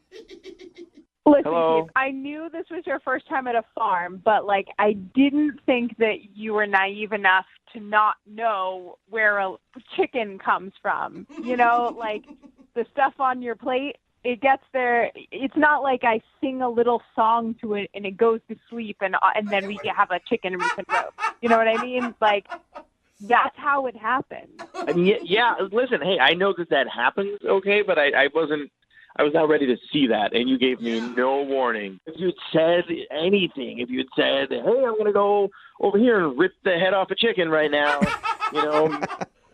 I would have been at least able to brace myself or maybe look away. I probably would have looked away. Oh, come on. You're so dramatic. It wasn't that bad at all. First of all, I was walking away from you. You saw I had a chicken in my hand, and I said, are you hungry for dinner? Like, you can't connect the dots on that one. Honestly, I thought you were going to get some eggs. I wanted an omelet. He's like, makes sense. He's like, she's got a chicken. Clearly, she's planning on making an omelet. Keith? Yeah, it's not like I massage its butt and it gives me eggs. Like, that's not how it works. Dude, am I the only one here that's actually really impressed by Marissa? If anything, Keith, I think he should be turned on. I mean, a woman who can take a chicken from life to death, pluck it, and serve it to you for dinner is impressive. Thank you. I mean, if we were like, caveman times, I got a debit card. That's how I go and like hunt things, I don't have to go I don't have to put on like rubber overalls before I do it. Rubber overalls sound amazing. I need to know where to pick those up. It's just crazy. Like, you go and you eat chicken all the time, right? Like, why is this an issue? I used to. Oh, right. So now you're a vegetarian because of this whole thing? No, but Then you're honestly, just God, a Marissa, hypocrite. and Marissa, this is not like something, in my head or I'm thinking about it and like, oh, my principles. It's like it freaked me out. It freaked me out. I don't know if you noticed. But I did not eat any chicken that night. I could barely look at it because I saw what happened to it. And, that night I was sleeping on the couch and I'd start to drift off and then I would just see you just snapping that thing's neck. Oh my God! You hear that, it was Marissa? a horror film. Keith didn't call you back because he thinks you're a monster. Oh my God. Honestly, I thought it was going to take it has taken me longer than I thought to like start to get over it. And I have not touched chicken since. I can't. I don't even like to smell it. It freaks me out. Well, I can tell you it looks a lot worse if you're eating a pig or a cow. And here's the thing. I mean, the way Marissa did it, she probably had a name for the chicken. It lived a good life. You should be grateful for. Well, that makes it way worse. Come on. That's terrible. It makes it like it's a pet, like it's a puppy or something. For your information, her name is Sophia. Oh. There you go, Keith. God, great. Now I'm going to be having nightmares of Sophia's neck getting snapped. Thank you. Well, Keith, I have to ask the question. I think I know the answer. But would you like to go on a second date with Marissa? We will pay for it. I got to say no.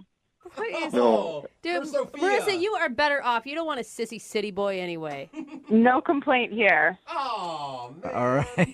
Well, Marissa, there you The issue is, he could have at least said something. Yeah. Keith, you never even said anything about it being an issue. Keith, you could have handled it exactly how I would have handled it if I saw that. If I saw her snap that chicken's neck, I would have screamed and ran. I would have done it. Brooke and Jubal in the morning. Text in at 78592 that says, OMG, city boys are so weak. I take offense to that. Yeah. The other day, I was getting a manicure, and they went a little too deep doing my cuticles, and that hurt. And you know what? I only cried a little. Oh, how manly. Yeah. And a lot of people are texting in at 78592 saying they'd love to date Marissa from today's second date update. If you missed it, Marissa met a dude named Keith. She works as a farmhand. He's like a dude, didn't know much about farms, so they went on a first date to her farm. And the reason that he wasn't calling her back, he's scared of her because he saw her murder a chicken. That's what she was making for dinner. And he saw her kill a chicken, and it was just way too much for him. Dude, I can barely bring a box of dinner to fruition on my stove, let alone kill a chicken and serve it to you. So, Most just people- saying, there's not much more woman than that. Most dudes are texting in at 78592 saying they'd love to date her and watch her kill chickens. I don't know. I'm undecided. I've never seen a chicken die in front of me, so You haven't? I don't know. No, I don't know how I feel about it. I'd be scared to see it and then find out that's my thing. So anyway, remember, if you want to do a second date update, all you have to do is email the show, and we will call the person who didn't call you back. There are some second date updates that we do where I'm really pulling for the person on the phone, and today is one of those occasions because I want the guy to get a second date today. His name is Michael, and judging from his email, all of the odds were stacked against him when he went out on his date, and that's probably why he's not getting a call back. Okay. Michael, what's up, man? How are you? Hey, how's it going? Not bad. Way better than you on your date. Yeah, it was not exactly the best week. Okay, well, hey, Jubal just painted you as the underdog, and everybody roots for the underdog, so things are already looking up. Why don't you tell us about the girl that you want to call? What's her name? Her name is Alicia. Alicia? And where'd you meet Alicia? We met on, one of the dating apps that, a lot of people go on with, Tinder. We met on Tinder. Okay, that's fine. There's no shame in that, Michael. I don't know. A lot of people get really kind of judgy when I say Tinder or meet on another dating app. I mean, I like to embrace technology sometimes, Hey, don't worry about the haters in life, Michael. You do Embrace that technology, Mike. Well, I did. So what do you like so much about Alicia? Well, not only is she beautiful, she's I don't know, I something. It was more. Like I said, I'm still embracing the app, but I mean, it takes me a while to even want to get to know somebody, Okay. So I just thought, wow, she's really cute. I'm gonna swipe right. Okay, so you did that, and you guys obviously went out because you're doing a second date update right now. Why do you think she's not calling you back? Well, before we even get to that, I gotta lay some context out so you know exactly why the date went bad. Okay? So I'm sitting kind of in a coffee shop one day, trying to get some work done, just like everybody else in, a coffee shop or drinking coffee. All right. And went to the bathroom. Kind of left a little bit of my stuff out. All right. Yeah. This is a weird setup to something that happened before the date. Well, life's weird, right? So It is. It is, Michael.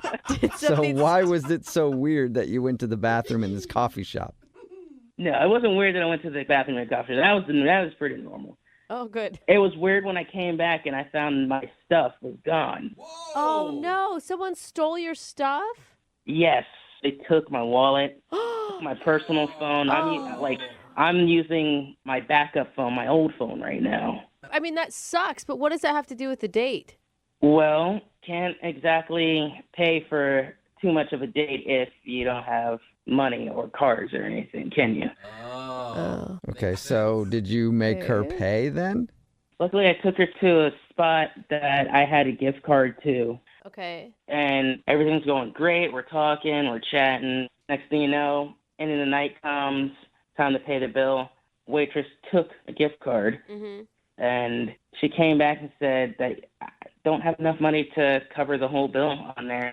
Like, okay, well, can you put it on this card? And I put it on a backup card, which I didn't tell her this. It was my mom's credit card that I had to use. Okay. But it's all understandable. I mean, you got all of your stuff stolen. It's not like if you explain this story, she's going to be like, oh, screw you. Well, they still wouldn't take it because it wasn't my name on it. Oh, so you were trying to use your mom's credit card and it got returned to you because of that? Yeah. Oh, man. Okay. I mean, they said that my mom needs to be there and pay with it, and she definitely wasn't there. Kind of be embarrassing if it was a date and a mom date at the same time, Yeah. So I wait, think that's they- the only way your date could have been worse, actually, is if your mom was there. Yeah. Definitely. It did kind of get worse, though. What? It got worse than them telling you needed your mom to actually pay the bill? Yeah, well, she had to cover the rest of the bill. What? And then I tried calling her Uber, and of course my card was canceled. So she had to order her own Uber. So she had to pay for everything, basically. Yeah. What was her reaction to all of this, though? She was pissed. She was? I could tell in her face that she was kind of pissed. I feel like you shouldn't even want to go out with her again, Michael. You don't want a girl who's going to be upset about something like that. You're trying. You're putting the effort in. Yeah, but I also didn't tell her that all my stuff got stolen. I don't understand why you wouldn't tell her that. Well, I thought if she found out, she'd think I'm just like a dumbass or something. Like, oh, well, you're dumb enough to put your stuff there, blah, blah, blah, blah. You know? So she just thinks that you're just like a cheapskate trying to pay with gift cards that don't have enough money and then your mom's credit card and then... Yeah, I mean, the only thing that's missing out of that is like, oh, yeah, I'm still living in my parents' basement, so... Wait, are you, though? Are you still living in your parents' basement? No, that was a joke. Okay. All right. No, Michael, I didn't know where our boundaries were here. It's not the basement. He's in the room next door. Okay. Right, Michael? No, I got my own place like a year ago, so... Nice. I'm good. All right. Well, we'll play a song, come back, and then call her and get your second date update, okay? Okay. I don't need your mom's approval, do I? No. Okay, we'll do it right after this. Moving 92.5. Brooke and Jubal in the mornings. Second date update. I really want Michael, who is the guy on the phone for the second date update today, I really want him to get a second date. You do? Yep. If you just tuned in, Michael is on the phone. He wants to call Alicia. They went and hung out at a bar, and it turns out that Michael looked like he was broke because he had a gift card, and he paid with his gift card but didn't have enough money on it. So they asked for a credit card. He had his mom's credit card, and they wouldn't let him use that because it wasn't his. And then when he tried to get her an Uber after the date, it got turned down because his card was declined. And the reason all that happened is because he had his stuff stolen, but Michael, for some reason, didn't feel like telling Alicia that. So she just thinks he's just really bad with money. Are you wishing that you would have brought cash with you during your date night? Yeah, definitely. But, again, had everything stolen, so. Couldn't get any Okay, cash. that's a good point. Could have borrowed maybe from your mom. Yeah. And I really want you to get a second date. The reason is because if she agrees to go on a date with you, we'll send you guys out with some gift cards. And I want to give you nothing but gift cards that are under the limit. Yeah, so just to messed do up, it again man. to you, Michael. $5 ones. Yeah. All right, man. I'm going to dial her phone number right now. Oh, by the way, do you want me to tell her that the reason you couldn't pay for anything was because your stuff was stolen? Or do you want to tell her that? I guess, or maybe I should tell her. Okay. However As long you're- as she gets the information. I mean, I got nothing else to lose at this point, So you want to tell her? I guess I should, yeah. Okay. I won't that's a bring it yes. up. I'll let you bring it up then. All right. Here we go. I'm dialing the phone number.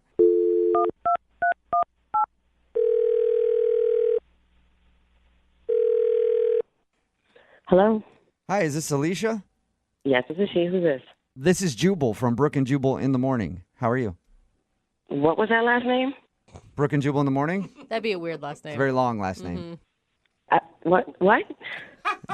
My name is Jubal, and I host a radio show called Brooke and Jubal in the morning. Brooke is here. Hi, Alicia. Jose is also here. Hey, what's up? Okay, so there's three of us on the phone right now, and it is a radio show, like I said. Okay. Hi. The reason I'm calling you is because one of our listeners actually emailed us saying that he'd like us to call you. That's odd.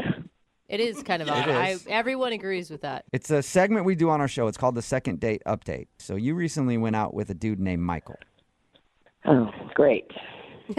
Great. That wasn't great.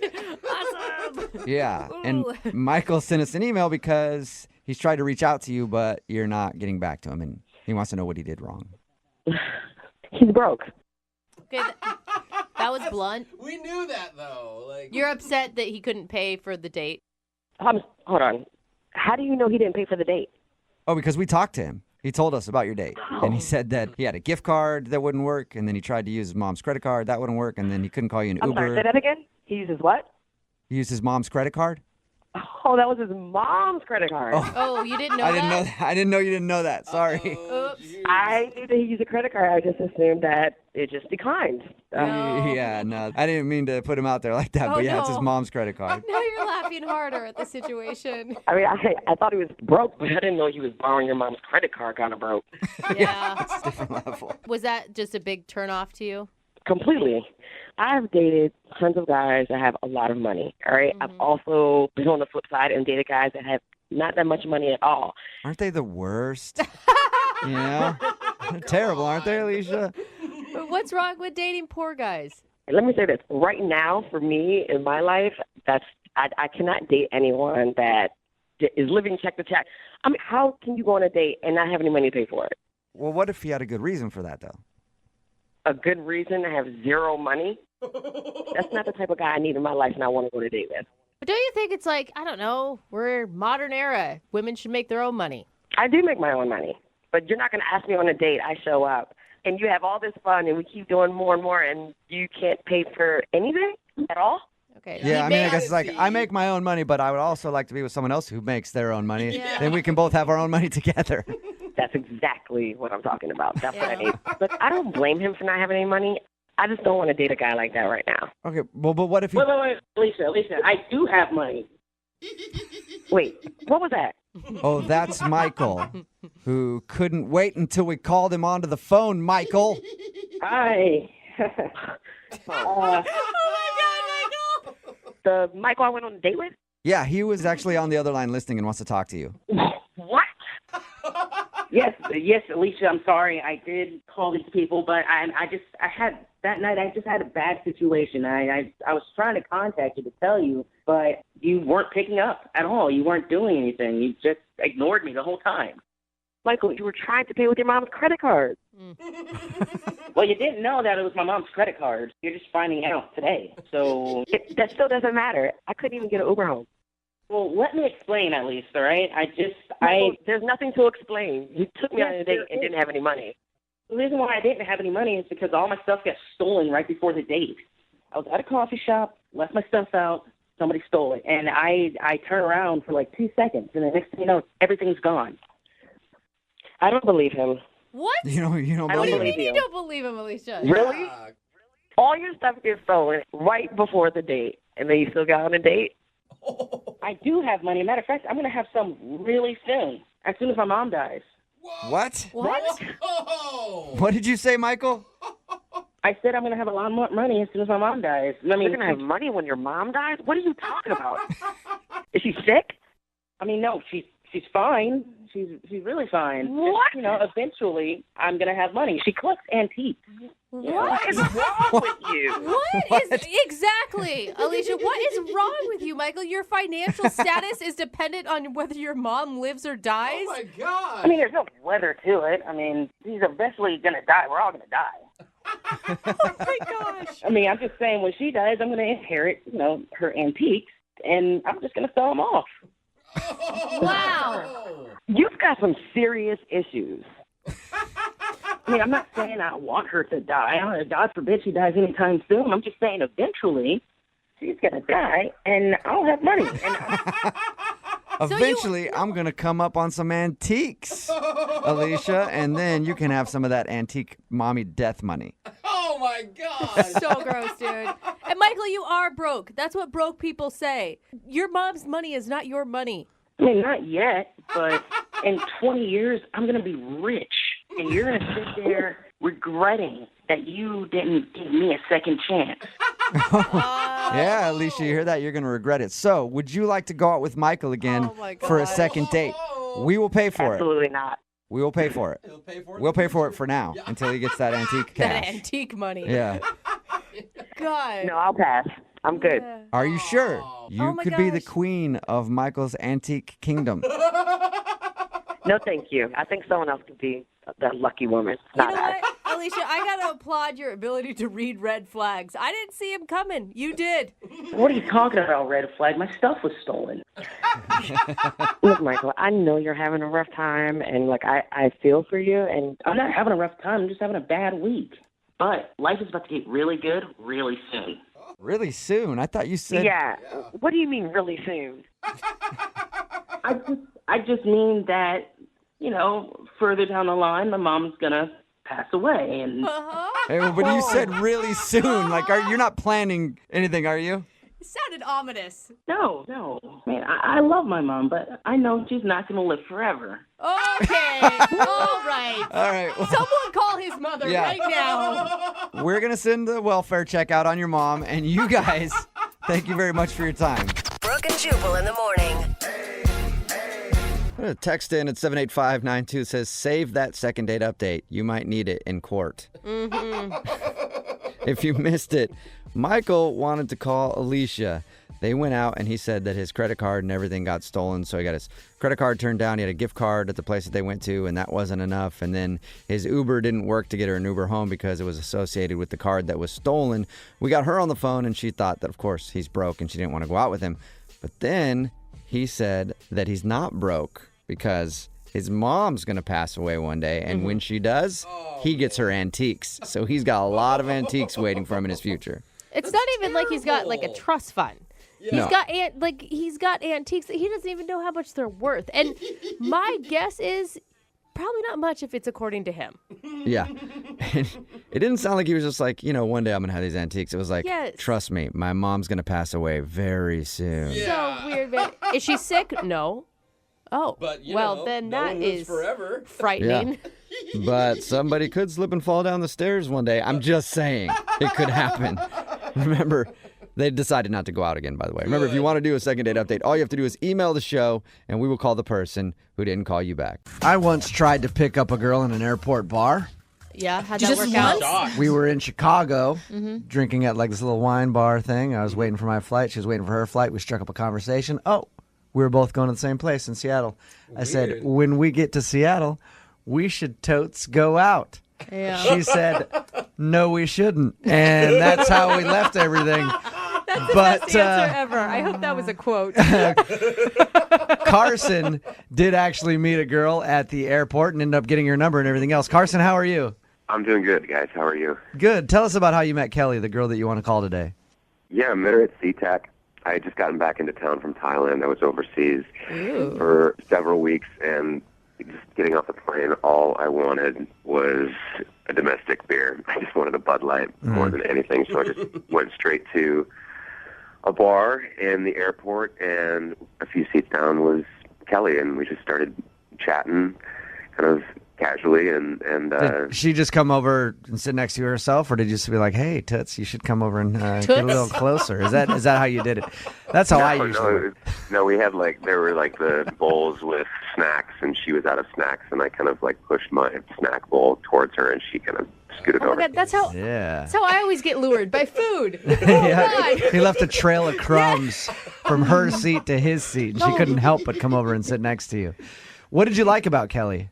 She was just really cute and completely approachable, and she was a great conversationalist. Did you guys go on another date, or was the airport bar the date? No. I asked her out for dinner. I told her that when she got back from San Diego, if she was interested, I'd love to take her out. And she said yes. So we ended up going out for some Thai food, and I'm really just looking for someone that shares my interests and my values, and someone that's cultured. I like to travel a lot. I like experiencing different places and people. And did you tell her that over and over again? I'm looking for somebody cultured. Are you cultured? Are you traveled?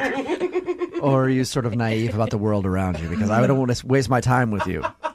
Yeah, no, I maybe should have led with that.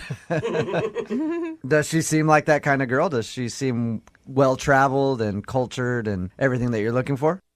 Yeah, she totally did. And, we were talking about languages, and I mentioned the fact that I speak 3 different languages, and I just come back from Thailand, and it was really easy for me to kind of pick up Thai. And, I ordered our meal in Thai, and she seemed to be pretty, impressed with that. And yeah, that's a risk. It's either impressive or very douchey.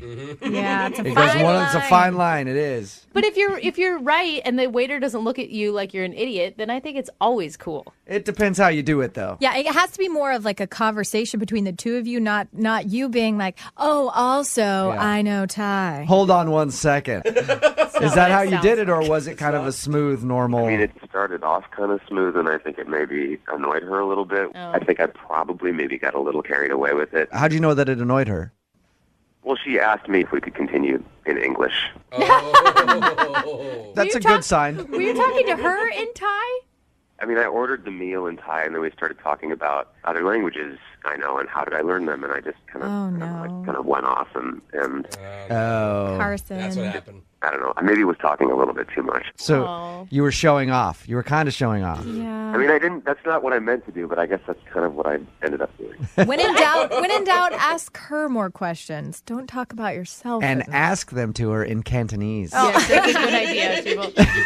I think this could turn out well for you, though. I mean, if you just tell a girl that, hey, you made me nervous. I tried to impress you too much. Give me another chance. I mean, what girl could say no to that? A lot. A lot of girls have said no in the second date update to things like that. How many times have you tried to get a hold of her? I've called 3 or 4 times and sent her a handful of texts. I mean, we had a great time. It seemed like we had dinner and spent about 2 hours together. It was pretty nice, and it wasn't an entire meltdown or anything like that. And I just know that if I could get her on the phone or just have a chance to explain it to her, she'd understand and give me a second chance. Okay. And you haven't heard anything from her. You said you sent her a handful of texts, but not even like an avoidance kind of response? No. Just nothing. Okay. Well, we'll play a song, come back, call her, and get your second date update. Cool. All right, hang on. Moving 92.5. Brooke and Jubal in the mornings. Second date update. You know, Carson, I never did ask you how your date ended with Kelly. What happened at the end of your date? Well, I mean, I guess ultimately what happened is I went to kiss her goodnight, and she kind of cold-shouldered me and offered me her hand instead. Her hand. Ooh, not even a hug, a handshake. Yeah, well, to kiss her hand or just like a firm, like, hey, we'll see you later? I mean, I don't think she was offering me to kiss her hand. Fair maiden, you know. That's what happens, I hear. That's what chivalrous men do. I'm not one of those. If you're just joining us for the second date update, Carson wants us to call Kelly. He met her at the airport. They were at a bar. He started talking to her. They ended up going out. And at dinner, they discussed all their world travels. He spoke in the different languages that he can speak in. At a certain point, she said, can we just speak English? And he thinks she may have thought that he was showing off. Is that pretty much accurate, Carson? Yeah. All right, cool. We're going to call her right now, see if we can get her on the phone and get your second date update. You ready to go? Yes.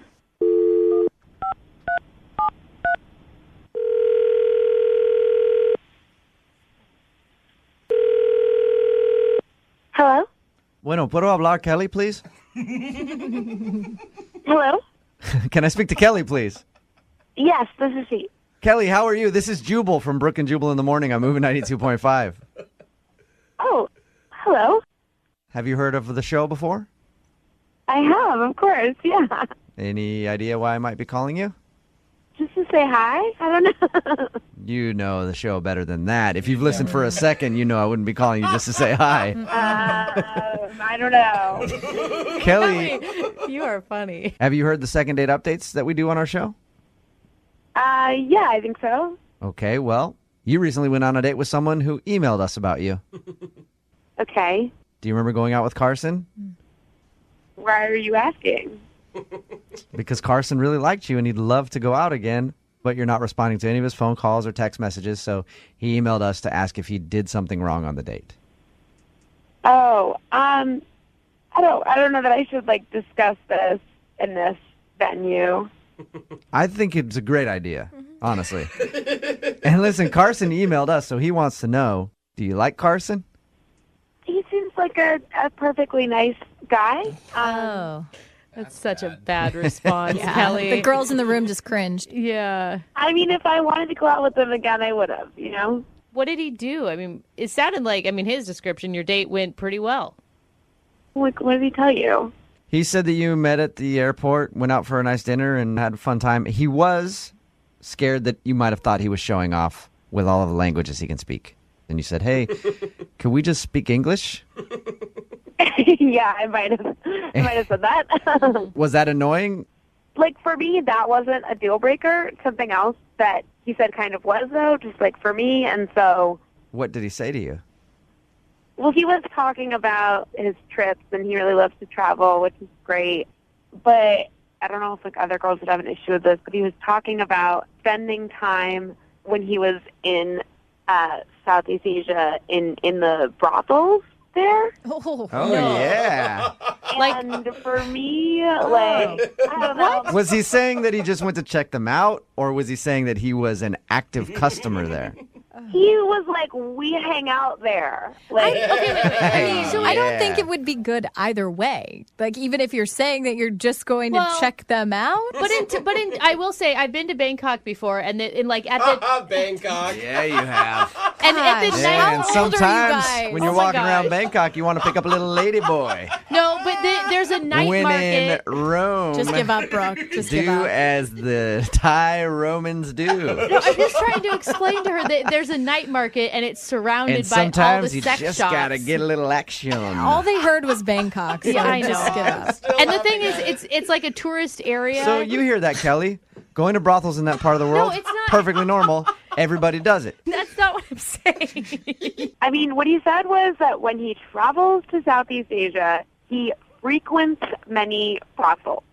Those were his exact words. Okay, that's He not frequents the I brothels. feel like that means he's sleeping with prostitutes. I think that you're right. Yeah, I can't. that argue. would lead me to believe the same thing. I wouldn't call him back either. Hey, Kelly, Yeah? I should probably let you know that Carson is actually on the other line and has been listening to this entire conversation. I probably should have assumed that. Yeah, you probably should have. Carson, did you just admit to Kelly on your date that you frequent brothels in Southeast Asia? First of all, it wasn't an admission. I was just sharing a piece of information. Yeah, I don't even really remember saying that. I mean, Now, Kelly, correct me if I'm wrong here, Gross. but Carson, in my experience, admitting to being with a prostitute in the biblical sense to another woman, usually a turnoff. Yeah, I mean, I'm not going to say what other girls would think, but me and I think any of my friends, that would be a deal breaker. It's okay, Kelly. You can say what other Yes. girls would think. No, it's disgusting. Kelly, okay, I did not say that I frequent these brothels to sleep with prostitutes, okay? I've been to Thailand, dozens of times. The first But few can I times ask, like, I went. if you frequent a lot of brothels, like, what are you doing there? Like, Just hanging out. what? Okay, well, as Brooke was saying, the brothels are situated among a number of different cultural attractions, okay? And it's not like you're going into this deep underground dungeon where it's nothing but a bunch of ladies, okay? And let's face it, some of those brothels have the best food. So it's like, hey, I was there, but I was there to get a steak. I wasn't there for what you're I thinking. feel like if you're saying you're frequenting a lot of brothels, for me, it's a deal breaker. Sorry. Okay, but Kelly, listen, I mean, to be perfectly honest, like, yes, I did have an experience with a prostitute very, very early on. Why would you? Shut up, dude. Why- Oh my God. Why are you telling her that, But Carson? Listen, I'm being honest, okay? All right. It was horrible. Not for me. I mean, see, not for her, but for me. And She had a terrible time. These women make a living. They make a great living doing this. No. And It's like when you've already dug a hole, don't keep digging it. Yeah, dude. Stop. Carson, My jaw is, like, on the floor. I'm speechless right now. why would you ever admit to that on a first date? Even bring that up. Like, maybe if you guys 10 years from now were like, hey, you want to hear a crazy story about when I went to Thailand? I'd still think it was a terrible idea then to do that. okay, well, But she was already assuming that was the case anyway, so I might as well be honest about it now than I appreciate your honesty, I guess. well, I have to ask anyway. Kelly, would you like to go on a second date with Carson? I will pay for a second date. Carson will pay for something else later down the line. You know, I respect that you're being honest, and I would apologize for jumping to conclusions, except that I was right, but I think this isn't going to work out for us. But So, Kelly, no, just thank you. really quickly, and I respect your decision and everything, and that's totally fine, but you came to the conclusion that this is something that I do all the time, and that I've been prostitutes on a regular basis when I go overseas, and that's not the case. So, Carson, what you're saying is once in a while you might get a hooker. What's the big deal? No, what I said was once I did, and that was it. Yeah. I respect that. I just hope that you don't think that because you paid for dinner, like, that entitles you to anything here. A fair trade. Brooke and Jubal in the morning. Today on the phone for a second date update, we have a guy named Mike. His email said that he doesn't go out on a ton of dates because he's very busy with, quote, personal things. Why do you take that as a bad I thing? have no idea, but I want to find out what these personal things are. What's up, Mike? How are you? Hey, technically my name is Mike, but everyone calls me Mikey, so you can feel free to do that. Okay. All right. Mikey? What's up, Mikey? Hey guys, what's up? I listen to your show every day. I think you're so funny. Thank you, man. Appreciate your email. What kind of personal things are you busy with that you can't go out on dates? No, I'd rather not talk about that. What do you mean? Is Jubal right? Is it something sketchy that you're doing on the side? No, I'm just personal. They're personal things. Okay. All right. I don't want to get all up in your business, man. So you went out on a date with a girl named Nadine? Yeah. Okay. And how'd that go? Well, I've been out in a while, and a friend of a friend set me up, and I was like, okay, I should probably go. Yeah. You don't have to go, Mikey. I should probably go. It would be nice. Yeah, you need to socialize yourself, Mikey. This is good. And then I looked her up on social media, and she was actually really, really attractive. She was good looking. She had perfect golden brown eyes. They looked like moons. Like her hair was awesome. Like she had I like him a little thicker, and like she had the right shape and everything. Okay. So yeah, I was like kind of pumped, Yeah. So what'd you guys do? Oh, we went out to a restaurant and we ate food, and I ordered a Salisbury steak, and it was like okay. Where'd you go to that Salisbury steak? It was like Denny's? I don't even want to say the name of the place because it was so bad. It was like dry and like stringy, and like it was really it was not. How are we concentrating on a Salisbury steak right now when we're trying to talk about your date? I know nothing about this girl or how it went that night. Oh, well, she ordered a Reuben sandwich. And No, we're not wondering what food she ordered. Mikey, we're trying to ask you like how the date went, not necessarily all the particulars on the food, although I am still interested in Salisbury steak. I don't know where you get that. Oh my gosh. Okay. On the actual date, we just talked. Like, I don't remember what we were talking about because, she's pretty. There's a lot going on, Like, I'm not, you can't really remember a lot because, I was just looking at this girl, kind of nervous. Were you engaged in the conversation, or was she just talking at you and you were just staring blankly back at her? No, it was going good, I think, and I was talking to her about this thing that I do. My friends and I find funny. I told her that I could do cartoon voices. Oh yeah. You pulled that What out kind of of dinner, voices do you do, Mikey? I know this. Well, the one that I did for her at the restaurant. Do you guys know Patrick the Starfish on SpongeBob SquarePants? Oh yeah, everybody knows Patrick. Yeah, I was at the table and I did Patrick for her. I was like, "Please pass the salt. I need some more salt on my stuff." Okay, did you preface that with anything, or did you just start going into Patrick?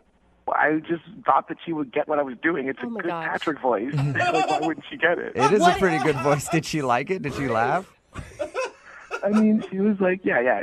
I think she liked it. No, did You know when people are pretending like they don't like it, but you can tell that they really like it. No. Mikey, no. Did you have a conversation at all after that about how it was Patrick from SpongeBob, or did you guys just move on? Actually, I don't remember if I told her or not. Do you remember anything about this date other than doing the Patrick voice for her? I remember the food. I remember the Salisbury steak and the Reuben. Oh my gosh, Mikey. Where were you on this date? Were you drunk? Are you drunk now? Is maybe a better question. No, I don't drink, actually. Surprise. I'm just naturally fun. You need to start, Mikey. You do sound like a good time, but I don't know if people are going to be on the same humor level with you right away when you're not explaining things. Exactly, and she was drinking, so maybe that's why she, was being weird. Okay, so you remember she was drinking. Cool. So now we know that about your date. You guys went out, had Salisbury steak and a Reuben sandwich. You made your Patrick from SpongeBob voice. How did the date end? I tried to walk her to her car, and I wouldn't have kissed her anyway because a gentleman never does that. But no, we did not kiss at the end. Okay. Did you guys make plans to go out again? Yeah. I mean, we were see you soon, see you soon, bye. And then, she just kind of drove off. That's not really plans. Did it feel like she was jumping in the car trying to get away from you as quickly as possible? I mean, she was headed home, so I guess she was tired. I don't know. Oh, Mikey. That's why I need to call her and ask her. Oh, my God. All right. So, how many times have you tried to get a hold of her since your date? I called her twice, and I left a voicemail one of those times, and then I texted her 3 times. One was words, and then the next one was emojis, and then the last one was a picture. What? Okay. A picture of what? What picture did you send her? I sent her a GIF of Patrick. Oh, you did? Okay, well, at least maybe there's a connection there. All right. Nice. Well, we don't know much about your date. We do know that you liked her, I think, but we'll play a song, come back, call her, and find out what happened on your date and get your second date update, okay? Okay, thanks. Moving 92.5. Brooke and Jubal in the mornings. Second date update. Today's second date update is a special celebrity edition because on the phone we have Patrick from SpongeBob SquarePants, and he's not getting a call back from a girl, Nadine, and he's pretty bummed about it. Right, Patrick? Yeah, Jubal, I'm really sad about it. Oh, my God. Patrick is actually a guy named Mikey. He emailed us because he said he hasn't been out on a date in a while. He went out with a girl named Nadine, and he likes to do voices, like that voice we just heard, Patrick from SpongeBob. He doesn't really remember much about the date because I guess he was nervous. He remembers what food they ate and that they laughed a little bit and that he did his Patrick impersonation for her. No, it's important to note that he didn't tell her that it was Patrick when he was doing it. Just did it. All right, Mikey or Patrick or whoever I'm talking to right now, we're about to call her and get your second date update. Do you have a feeling that it could possibly be the Patrick voice? It could have been the stringy Salisbury steak. I really don't know, honestly. You know what? Stringy Salisbury steak is a reason that a lot of people don't get a call back. So it's the number one. Yeah, it really is. All right, I'm going to dial her phone number right now. Okay, thanks, guys. I really appreciate it. You're welcome. All right, here we go.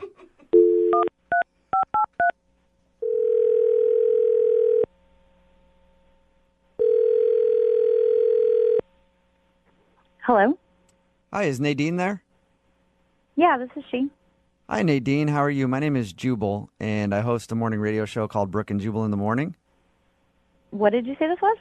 My name is Jubal from Brooke and Jubal in the Morning. It's a morning radio show. You ever heard of it? Oh, yeah, I think so. I think I have a few friends that listen to you guys. That's cool. Have you ever heard us at all? No, I'm sorry. That's all right. They've told me to listen, but I haven't. Well, your friends will be excited to know that you're about to be on the show.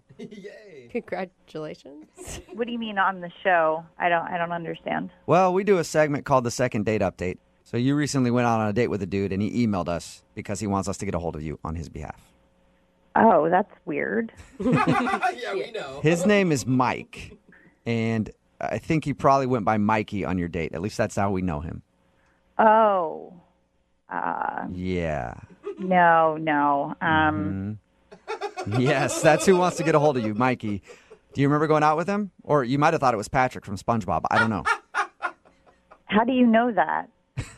Because we talked to Mikey about your date, and he told us that he was doing his SpongeBob impression for you, and he thought that you liked it a lot. It was really strange, wasn't it? It was really weird and not good. Honestly, the entire date was just strange. And it was kind of a misunderstanding, honestly. The date was a misunderstanding? Yeah. My friend messaged me if I wanted to go on a date with this guy, Mike. And, she told me his last name and everything. And, I looked him up and I saw his profile and I was like, wow, I liked how he looked and was like, sure, I'll go on a date with him. Okay. And I went and it was the wrong Mike. What? How does that even happen? Because I looked him up online and there was another guy named Mike that had his same name, not... Oh... So and he didn't have Mikey on his profile. Oh, no. So did you message Mikey and set up a date with Mikey when you were trying to set up a date with a different Mike? Is that what you're saying? Well, my friend set up the date for us. I just saw him. I looked him up before I told her that I would go on the date. So she set you up with Strange Mike, and you thought she was setting you up with Hot Mike that you found online. Yeah. He was oh. No. Oh, that sucks. And muscular and tall and... That's what I was expecting, and instead, who showed up was Mikey. So, when you first saw him, were you shocked? Yeah, but I felt bad. But, I didn't want to be rude. Like, obviously, it was my fault. I, looked at the wrong person. That's not his fault. So I thought I'd give it a chance. But it was honestly, he's the strangest guy I've ever gone on a date with. Really? I mean, we talked to him. He seems like a really fun guy. Really nice. Yeah. He was really lovable. Yeah, but we were sitting at the restaurant and he kept looking out the window. It was kind of like as if someone was watching him. Whoa. And I was like, what are you looking at? And he was like, I'm sorry, just people on the street make me nervous. Oh, just people walking on the street. Minding their business? Oh. Yeah. I just thought it was weird. I wasn't sure if he was like, I didn't think it was real. But then he also, when I went to the bathroom, I came back and he asked me what it was like in there. What? And I was like, like in where? And he wanted to know what the bathroom looked like. And I've never been asked that question before, but he wanted to know in detail. Like, he started asking me, was it light or dark? Or, how many toilets are in there? What? I mean, you got to specifically how many toilets? And how many toilets were there in there? Just curious. I don't remember, 4? I don't know. But you can see, I'm always interested in how the men's room looks compared to the women's room. I'd say, I don't know. Yeah, but you don't ask it on a first date. But he's nervous. Well, that was the thing. I couldn't tell if he really was nervous or this was how he jokes with people, And then he started doing those impressions. Mm-hmm. It was this SpongeBob thing. It's really not a bad Patrick from SpongeBob, is it? On, I think. Whatever. I mean, if you guys say it is, I'm sure it is. I don't watch the show. I don't know. I just know that he was taking a salt shaker and making it dance and like having it do this voice like he was putting on a puppet show. And that's awesome. I just had to get out of there. Like, It was weird. I don't know. Maybe some girls are into that, but that's not for me. This sounds like the weirdest date you've probably ever been on. It is the weirdest date I've ever been on. Okay. Yeah. This might be weird for you too then, because he's actually on the other line listening to this conversation and wants to talk to you. What? Yeah, hey, what's up? This is really strange for me. Like, I didn't expect to talk with you again. I know, you didn't return any of my phone calls or the text messages. Yeah. I sent you that whole emoji story. It was so funny. You know, like I said, that it was weird for me, and this just really makes it weirder. Honestly, like. What was really so weird, though? That was weird. Like, just what do you talk. mean? I don't understand. Don't you have a sense of humor? Mikey, you got to stop with the Patrick voice, man. She's not digging it at all. But it's something she could grow into, probably. Stop talking like that. Like, I'm not How gonna about grow this? into watching a show that like children watch. Nadine, I'll stop doing the voice if you go out on a second date with me. Come on, Nadine, give him a break. He's pretty funny. He's great. Well, maybe you should go out with him. I don't know. Relationships are about compromise, Nadine. This is a compromise. Hey, Nadine. Can you just talk You were normal? laughing. Like, how can you? You're not even being a person right now. You're being a cartoon. Like, how am I supposed to go on a I'm date being a with person somebody now. who's not Okay, even being Nadine, I'm being a themselves? person now. How about now, all right? You know, like, I'm just going to be honest with you. When I went on a date with you, it was, like, the first time I'd been out in a long time, and when I was sitting across from you, I was like, I feel really, really lucky to be here right now. Oh, that's nice. How do you not like I really, you know, I instead of being nervous and shutting down, I, you know, decided to, you know, be a man about it and, you know, do what I know best. And that's asking a lot of questions and doing my voices, and people usually like it. Why were you so interested in the women's bathroom? I'm just curious about all different types of stuff. That's not weird. But what about the people on the street? Do they really make you nervous? We don't know them. Just because you don't know them doesn't mean they have to make you nervous, Mikey. Stranger danger. Nadine, let's get back to the main point here. Would you go on a second date with Mikey? I'm going to have to politely decline. Mikey, it was nice to meet you. That's okay. All right, Nadine, it was nice to meet you. It was nice to meet you, too. Awesome. We got both of them on there. I think this is officially the weirdest second date update we've ever had. Brooke and Jubal in the morning.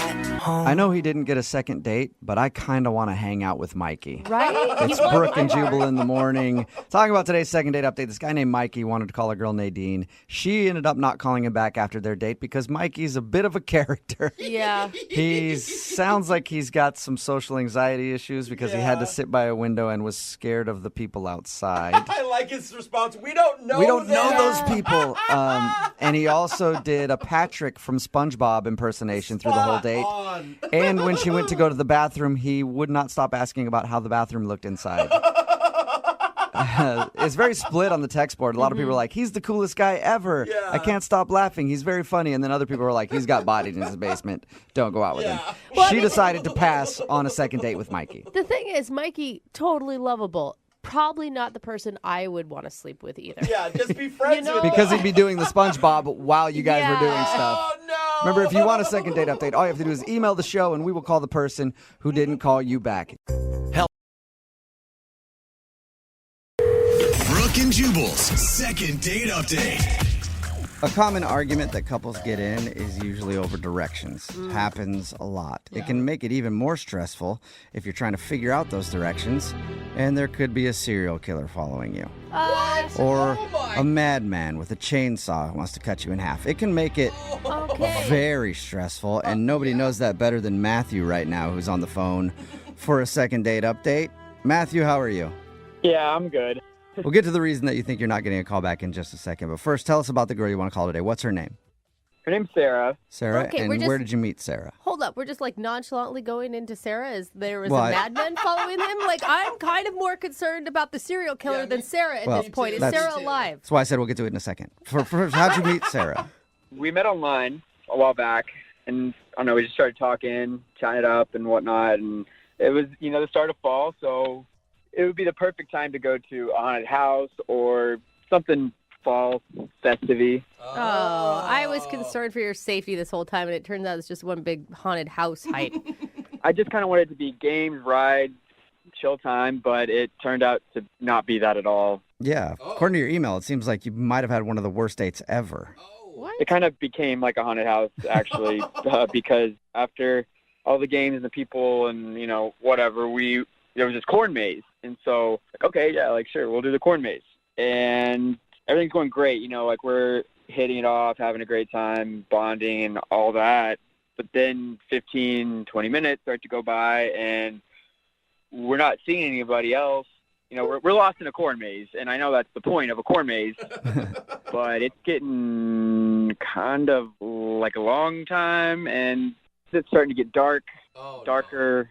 Darkest, just Yeah. Pitch black. I can see, though, like, if you're claustrophobic, like, that's not a good feeling.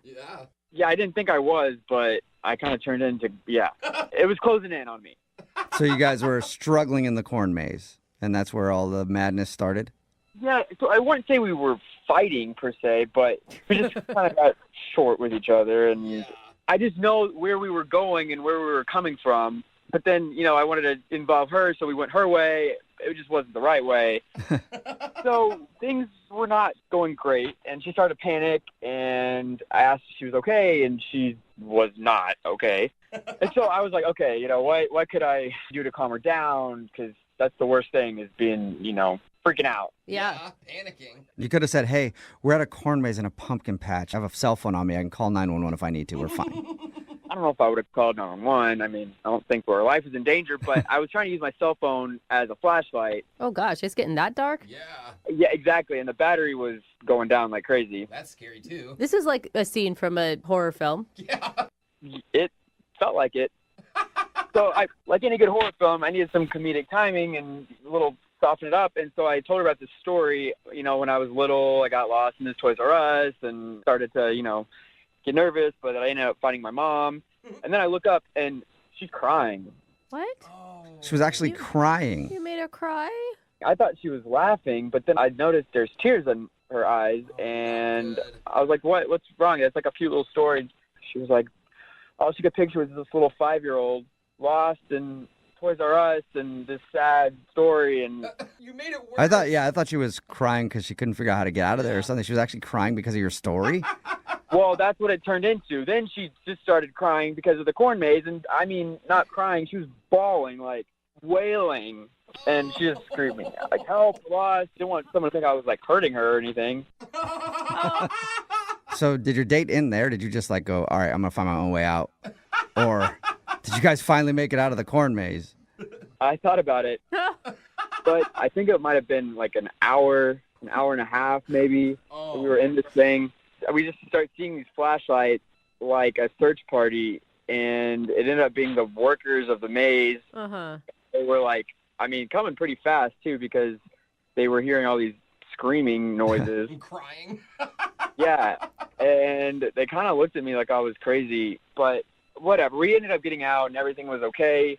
I don't know where we stand, really, because I haven't been able to get a hold of her. So wait, you got out, and then what happened? Did you just part ways, or? No, I took her home, and again, I was trying to, lighten the mood. I don't think it was probably the smartest. No. Yeah, you You apparently told her, suck at that. Another story about when you were 7 and you were left in a Walmart. No, I just told her that the GPS wasn't working. Like, the GPS was going crazy. Oh, like in your car? Yeah, and it was just like a subtle thing, I didn't even think anything of it, and then she did not appreciate that. Oh, Okay. dude. These are bad So jokes, at man. this point, she feels like you're making fun of her for overreacting in the corn maze, I'm guessing. I can see where that logic comes in. And have you talked to her at all since your date? No, I've been trying to text her, I've even called her a couple times, just kind of see how she is, because I just want to know about her well-being. Okay, so you're okay with dating someone who may be a little emotional. Yeah, I mean, it was my fault because I put her in that situation, and if she wanted to go out again, I wouldn't take her to a place like that. So. Okay. All right. Yeah, big lesson learned. All right. Well, we'll play a song and then come back and call her and get your second date update, okay? All right. All right, hang on. Moving 92.5. Brooke and Jubal in the mornings. Second date update. What are some of the scariest things in life? Probably sharks. Yeah, those are Well, pretty most scary. likely sharks. And then there's the corn maze. Right from there to the... Okay. Yeah, those are probably the two scariest things. That's it. Or what if there's a shark in a corn maze? It's impossible. That would be hard. horrible. Also, a great new movie that should come out. Oh, really? They had Sharknado. Why not Shark in a Corn Maze? Anybody called Sarah Michelle Gellar about that one? I'm sure she's got a clear schedule for it. I mean, you put Anyway, this theme song behind it, and I'm already frightened. we'll work on that after the second date update. But right now, Matthew is on the phone, and he wants to call a girl named Sarah. That's what they did on their first date. They went out to a place that had a corn maze, and things got bad because they got lost in the corn maze. Eventually, she was crying because she just wanted to get out of there. They were finally found by the staff. They got out. They drove home, and he made a joke at the end of the evening about his GPS not working in his car. She didn't like that joke very much, and she hasn't talked to him since. So we're about to get her on the phone and find out if we can get Matthew a second date. You ready to go, Matthew? Yep. Okay, All right. I just, hope she wasn't actually crying because she was scared she was going to be stuck with you forever. Ouch. Yeah. I'm just saying, prepare for that. We've heard some not very nice, kind things during these second date updates. Yeah, like I said, I just want to make sure everything's okay and she's not completely traumatized, and maybe we can do something else besides go to a corn maze. Okay. Yeah. Good All right. choice. Well, I'll dial her phone number right now. Here we go.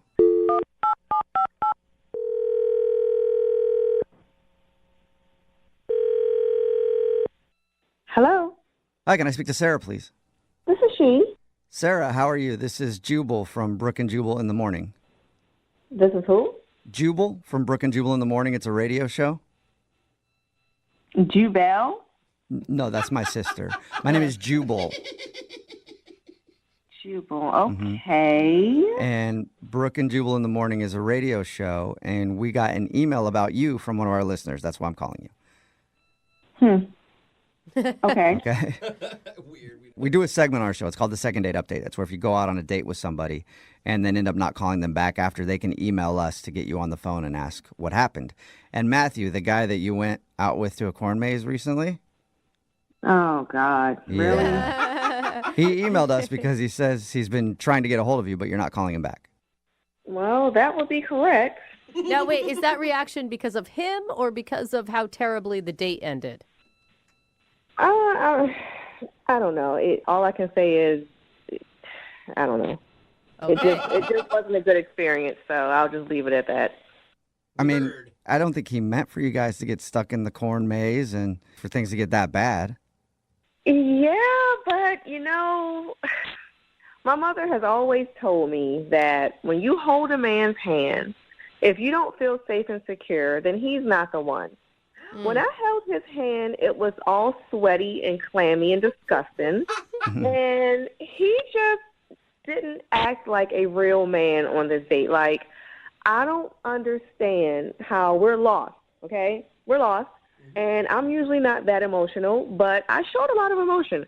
I'm crying, I'm upset, and he's just like sitting down on the ground with his legs up, not going to move. I'm just going to chill here until someone comes and gets us. Like, who does that? Wait, he sat down? He sat down. Like, this could have been a real life or death situation because we're lost. Let's slow it down. You're in a corn maze. It wasn't actually a life or death situation.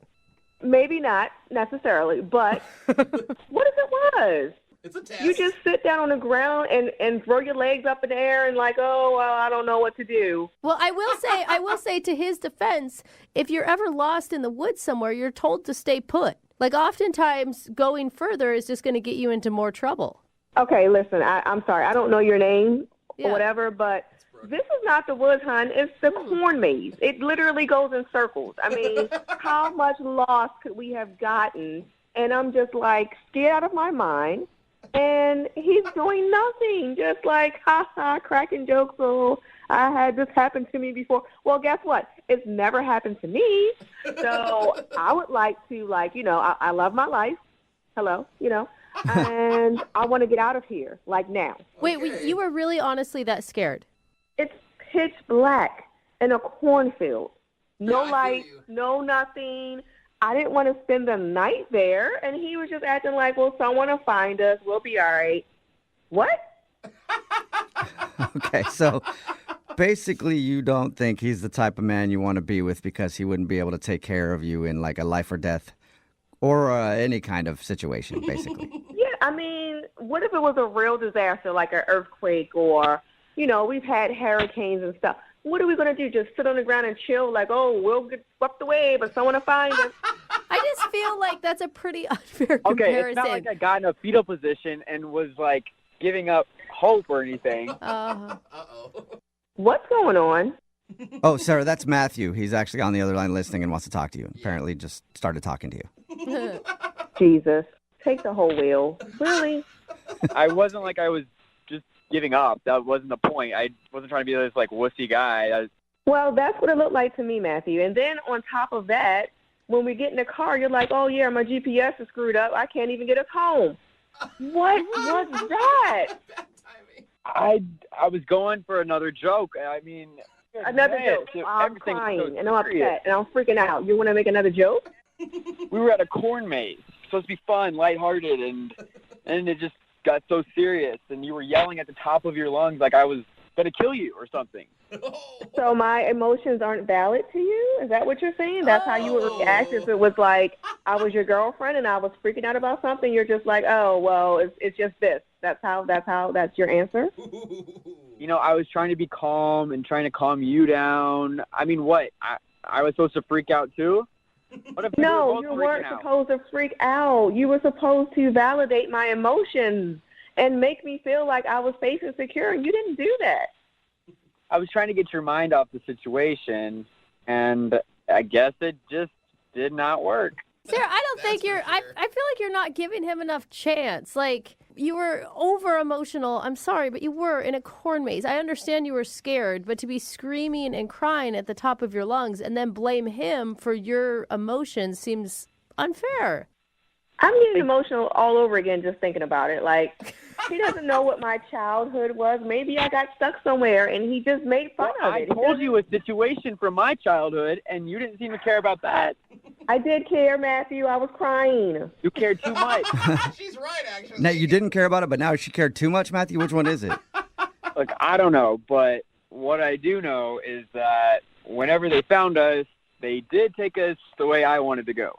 Oh, I wouldn't put an I told you so in there right now, Matthew. That's probably not super smart. I'm just saying, if you would have trusted me, Sarah, and let me be the man, I would have saved you and got you out of the situation like you wanted to.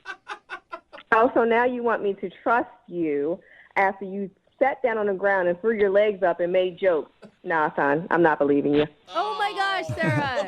We just kept going in circles and circles and circles. And at the end of the day, it is a corn maze, and children had done this corn maze. And since we obviously couldn't figure it out, maybe we just should have got naked in the corn maze and done stuff. What? Would that would have been what you wanted? That is creepy. Sounds good to me. At that point, you couldn't even get me so... Okay, come on. Well. Come on. Just, you know, earlier when I talked to people at the radio station, I didn't want to go to a corn maze, but I think we should go back to the corn maze and face our fears, show you that I can be a man and take control of the situation. Okay. All right, Sarah. Wow. Hey, Sarah, would you like to go on a second date with Matthew? We will pay for it. You guys go back to the corn maze. He can punch a 7-year-old in the face, show you he's a man, and he can handle any kind of adversity. What do you think? So let me get this straight. He wants me to go back to the corn maze, the place where we had all of this disagreement at, and try to... No, thank you. Yeah, I don't think you guys are a very well-fit couple. It'd kind of be like a cute, fun story, the way we started out our relationship, you know? Yeah, like I don't think you it's guys good. went to a corn maze. Yeah. You questioned his manhood. You went back to the corn maze. You probably still would question it again after. You know what I mean? Like it'd be a cute story, Sarah. Yeah, I think I've done enough crying for the entire year already, guys. I don't want to do it again. Thank you. All right. All right, well, it's your loss. You're missing out on this. And if you think it, you have my number. No, actually, I don't. I blocked and deleted you. Oh, all right. Sorry, Matthew. No second date. But I'm sure there's a woman out there who will hold you when you're scared. So don't worry about it. At the very least, somebody who's not going to freak out and go all lunatic crazy on me at the corn maze. I mean, that's the type of girl I'm looking for. Well, good luck, homie. Find her because I'm done. Blocked, deleted. Thank you. Brooke and Jubal in the morning. A text in at 78592 that says, see, that's why I don't go to corn mazes. It's ruined 3 of my relationships. Talking about today's second date update. If you missed it, Matthew and Sarah spent their first date lost in a giant corn maze. Oh, man. She didn't think that he handled the situation like a man. He was wondering why he wasn't getting a call back. Yeah. And she thought he didn't handle it like a man because instead of taking charge and finding a way out of the corn maze, he just sat on the ground and made jokes and waited for people to find them. Right. Matthew said that he's only trying to take Sarah's mind off the situation with a little bit of humor. Yeah. But Sarah was completely turned off by his attitude and doesn't think that he could handle himself in stressful situations because of it. They decided not to go on a second date. I just feel like she's looking for like a super like pumped up testosterone dude that Yeah, who's would like, drive I'll me save you. I'll crazy. knock all this corn. Just walk straight through it. I don't care. Remember, if you want to do a second date update, all you have to do is email the show, and we will call the person who didn't call you back.